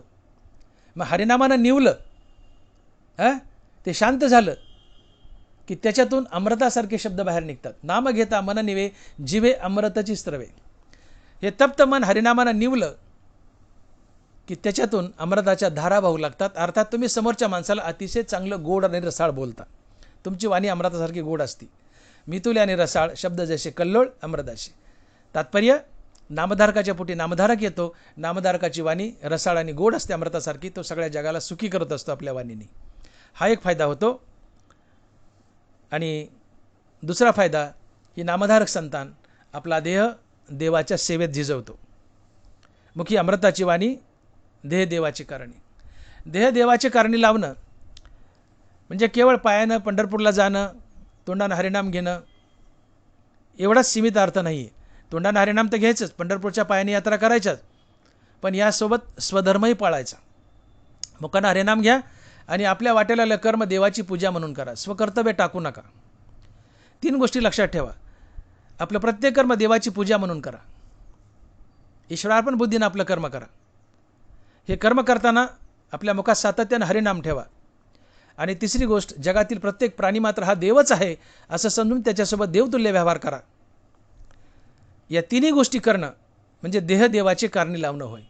केवळ तोंडानं देवाचं नाव घेत राहणं म्हणजे देह देवाचे कारणी नाही. तोंडानं देवाचं नाव बी घ्या, आपलं कर्म देवाची पूजा म्हणून करा, कर्म टाकू नका, उलट कर्म आवर्जून करा. आणि जगातील प्रत्येक प्राणी मात्र हा देव आहे असं समजून त्याच्यासोबत देवतुल्य व्यवहार करा. या 3 गोष्टीचं काटेकोरपणे पालन करणं म्हणजे देह देवाची कारणी लावणं होय. आणि म्हणून नामधारक संतान पोटी आली तर मुखी अमृताची वाणी देह देवाची करणी. या 2 गोष्टी घडतात. आणि मग असा नामधारक त्याचं सर्वांग निर्मळ असतंय आणि चित्त गंगाजळासारखं पवित्र असतं. हे अभंगाच्या 3ऱ्या चरणात महाराज सांगतात. आणि मग महाराज लिहित आहेत की सर्वांगी निर्मळ चित्त जैसे गंगाजळ. असा नामधारक सत्वगुणी मनुष्य हळूहळू हळूहळू हळूहळू स्वधर्माचं पालन करतोय, कर्म ईश्वरार्पण बुद्धीने करतोय, जगातल्या प्रत्येक प्राणीमात्राला देव समजून त्याच्यासोबत देवतुल्य व्यवहार करतोय आणि मुखानं सातत्यानं रामनाम घेतोय. है ना, जय जय भेटे भूत तेथे मानिजे भगवंत. हा भक्तियोग निश्चित जाण माझा. जगातील प्रत्येक प्राणीमात्र हा देव आहे असं समजून त्याच्यासोबत देवतुल्य व्यवहार करतोय, मुखानं सतत हरिनाम घेतोय आणि आपलं प्रत्येक कर्म देवाची पूजा म्हणून करतोय. असा मनुष्य हळूहळू हळूहळू एक ना एक दिवस श्री गुरुच्या कृपेने आत्मज्ञानाची प्राप्ती करतो. आत्मज्ञानाची प्राप्ती झाली की त्याच्या जीवनात 2 गोष्टी घडतात. त्याचं सर्व अंग निर्मळ होतं आणि चित्त गंगाजळासारखं पवित्र होतं. तो आत्मज्ञानी बनतो. आणि म्हणून ज्ञानोबा 13व्या अध्यायात शौचाची व्याख्या सांगताना लिहितात की बाहेरी कर्मे शाळेला भीतरी ज्ञाने उजळला, या दोही परी आला पाखाळा एका. अंग मन जैसे कापुराचे जयापासी दिसे, अंग मन जैसे कापुराचे. म्हणे शुचित्व गायसे जयापासी दिसे, अंग मन जैसे कापुराचे. जसा कापूर अंतर्बाह्य शुद्ध असतो, सूर्य अंतर्बाह्य शुद्ध असतो, तसा हा नामधारक आत्मज्ञानी अंतर्बाह्य शुद्ध असतो. आतून चित्तशुद्ध गंगेच्या पाण्यासारखं, आतून विमल आत्मज्ञान आणि बाहेरून शुद्ध कर्माचरण. अर्थात ज्याचं अंग निर्मळ आहे म्हणजे तो इमानदारीने, नीतिमूल्याने आणि ईश्वरार्पण बुद्धीने कर्म करतो. केवळ कातडं गोर आहे म्हणजे अंग निर्मळ नाही. इमानदारीने, नीतिमत्तेने आणि ईश्वरार्पण बुद्धीने कर्म करतो, स्वधर्माचं पालन करतो, आपलं कर्तव्य देवाची पूजा म्हणून करतो. बाहेरी कर्म शाळेला आपलं कर्म देवाची पूजा म्हणून करतो. हे निर्मळ अंग आहे. आणि आतून चित्तामध्ये आत्मज्ञान आहे, सगळे विकार घातलेत पण चित्त गंगाजळासारखं शुद्ध आहे. बाहेरी कर्म शाळेला भीतरी ज्ञाने उजळला, या दोही परी आला पाखाळा एका. याला महाराज म्हणतात की सर्वांग निर्मळ चित्त जैसे गंगाजळ, अशी अवस्था त्याच्या जीवनात येते. आणि मग अशी अवस्था जीवनात आली अर्थात तो आत्मज्ञान झाला आहे, हळूहळू मुक्तही होतो, तो संतही बनतो. मग अशा आत्मज्ञानी संताचं दर्शन झालं की तुमचे त्रिविध ताप जातात आणि तुम्हालाही त्या संताच्या कृपाने संतपद प्राप्त होतं आणि आत्मस्वरूपात तुम्ही कायमची विश्रांती पावता. ह्या अभंगाच्या 4थ्या चरणात हनुमान महाराज लिहित आहेत की तुका म्हणे जाती तापदर्शने विश्रांती. तुका म्हणे जाती तापदर्शने विश्रांती. अर्थात नामधारक आत्मज्ञानी बनतो श्रीगुरूच्या कृपेने. तो अंतर्बाह्य शुद्ध असतो आणि मग अशा आत्मज्ञानी संताची भेट झाली, त्याचं दर्शन झालं की तुमचे त्रिविध ताप जातात आणि तुम्हाला त्याच्या कृपेने तुम्हालाही, तुम्ही साधक आहेत पण त्याच्या कृपेने तुम्हालाही आत्मज्ञान होतं आणि आत्मस्वरूपात तुम्हाला कायमची विश्रांती मिळते. ते त्रिविध ताप 3 प्रकारचे आहेत: अधिदैविक, अधिभौतिक, आध्यात्मिक. तर अधिभौतिक ताप म्हणजे आपल्या सभोवतालच्या ज्या वस्तू आहेत, सजीव निर्जीव यांनी दिलेला त्रास, कुत्रच चावलं, सापच चावला, बैलानेच मारलं, शेजाऱ्याने बांधच टोकरला, नवरा बायकोचे भांडण झालं, पोरानेच त्रास दिला, हाणामाऱ्या झाल्या वगैरे वगैरे, गाडीच उलटली, हातपायच मोडले, मोटरसायकलच पडली, टंगडच मोडलं, हे जे सभोवतालच्या सजीव निर्जीव वस्तून दिलेला त्रास आहे तो अधिभौतिक ताप आहे. अधिदैविक ताप नैसर्गिक कोप, पाऊसच पडला नाही, अतिवृष्टीच झाली, गावच वाहून गेले, गाराच पडल्या, रोगच पडला, लाल्या रोगच आला, धुईच पडली, पिकच करपले, जेवरीवर कहाणीच पडली, तुमचा कोरोना रोगच आला, अतिवृष्टी झाली वगैरे वगैरे, हा भूकंपच झाला, ज्वालामुखीच आला, हा दैविक कोपामुळे होणारा त्रास म्हणजे अधिदैविक ताप. आणि आध्यात्मिक ताप म्हणजे आपल्या जीवनात येणाऱ्या, आपल्या प्रारब्धानं आपल्या जीवनात येणाऱ्या नाना प्रकारच्या बिमाऱ्या, हा आध्यात्मिक ताप. हे 3 ताप सातत्याने आम्हाला छळत असतात. या 3 पैकी कुठला तरी एक ताप सातत्याने आमच्या मानगुटीवर बसलेला असतो आणि आम्हाला छळत असतो. आणि मग अशा महात्म्याची, आत्मज्ञानी संत महात्म्याची भेट झाली, त्यांचं दर्शन झालं की आमचे त्रिविध ताप निघून जातात. आणि त्रिविध ताप निघून गेले की आमच्या अंतकरणाला शांती लाभते आणि एक ना एक दिवस या संत महात्म्याच्या दर्शनानं, त्याच्या कृपेनं आम्ही साधकातून सिद्ध अवस्थेला जातो. आम्हालाही त्या संताच्या दर्शनानं, त्याच्या कृपेनं आत्मज्ञान प्राप्त होतं आणि आत्मस्वरूपात आम्ही कायमची विश्रांती पावतो. आणि म्हणून महाराज म्हणतात की तुका म्हणे जाती तापदर्शने विश्रांती. विठोबा रखुमाई, विठोबाय रखुमाई, जय जय विठोबाय रखुमाई, विठोबाय रखुमाई. यथामती अभंगाचा सर्व भावार्थ आपण संपवलेला आहे. अभंगाचं धावतं सार असे की शुद्ध बीजापोटी फळे रसाळ गोमटी, मुखी अमृताची वाणी, देह देवाची कारणी, सर्वांग निर्मळ चित्त जैसे गंगाजळ, तुका म्हणे जाती तापदर्शने विश्रांती. की शुद्ध बीजापोटी फळे रसाळ गोमटी. तात्पर्य तुम्हाला वाटत असेल की आपल्या पोटी सर्व गुण संपन्न अवलाद यावी, माझ्या मुलानं मला सर्व गुणात जिंकावं, माझा मुलगा माझ्यापेक्षा काकांवर सरस निघावा, बापसे बेटा सवाई, अर्थात माझा मुलगा सर्व गुण संपन्न निघावा असं वाटत असेल तर तुकोबारा म्हणतात तिथं सत्वाचं सामर्थ्य आहे. प्रत्येक चांगली गोष्ट तुम्हाला सत्वगुणातूनच मिळते, रज आणि तमगुणातून नाही. रज तमगुण तुम्हाला नरकाला नेतात, सत्वगुण तुम्हाला प्रमोशन देतो, वरच्या येऊन नेतो, मोक्ष मिळून देतो. तुम्ही सात्विक बना. सात्विक बनण्यासाठी काय करा? मुखामध्ये रामनाम धारण करा, शुद्ध शाकाहार करा आणि सज्जनाची संगती करा. या 3 गोष्टींनी तुम्ही शुद्ध सात्विक बनता. सात्विक बनले की तुमचं बीज शुद्ध बनतं आणि बीज शुद्ध झालं की तुमच्या पोटी रसाळ आणि गोमटी फळे लागतात. अर्थात तुमच्या पोटी रामनाम घेणारी संतती येते. शुद्ध बीजापोटी फळे रसाळ गोमटी म्हणजे काय? की तुमच्या पोटी नामधारक शुद्ध सात्विक संतान येते, त्यालाच रसाळ गोमटा म्हटलंय. आणि म्हणून जी दुष्ट दुराचारी बाप आहेत त्यांना वाटतं जास्त की आमची अवलाद ही सर्वगुण संपन्न असावी.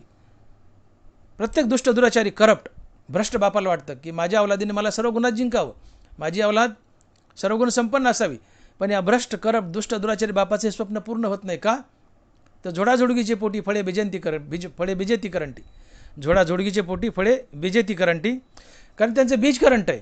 झोडाच्या पोटी झोडच येतं, ते रजोगुणी तमगुणी आहेत, दुष्ट दुराचारी आहेत, बीज करंट आहे, तर त्यांच्या पोटी करंटीचा अवलाद येते, झोड अवलाद येते, बीजच वाईट आहे, अवलाद वाईट पोटी येते. फळे बिजेती करंटी. रजोगुणी तमगुणी माणसाचं ते नामधारक नसतात, रजोगुणी तमगुणी नामधारक नाही आहेत म्हणून पापी आहेत. त्यांचं बीज करंट आहे आणि करंटाच्या पोटी करंटीचा अवलाद येते. ही अवलाद मायबापाला सतवते, दुःख देते. आणि म्हणून दुष्ट दुराचारी करप्ट भ्रष्ट रजोगुणी तमगुणी माणसाची किती इच्छा असू द्या की आमच्या पोटी सज्जन मुलगा यावा, चांगली अवलाद यावी, पण त्याचं स्वप्न पुरं होत नाही. का? तो नामधारक नसतो. नामधारक नाही म्हणून पापी असतो, दुष्ट असतो, दुराचारी असतो आणि पाप्याच्या दुष्ट दुराचाराच्या पोटी पापीच अवलाद येते, त्याचं स्वप्न पूर्ण होत नाही. परंतु बाप जर सज्जन असेल, सात्विक असेल, नामधारक असेल, नामधारक असेल, तर तो त्याचं बीज शुद्ध असतं आणि शुद्ध बीजापोटी फळे रसाळ गोमाटी.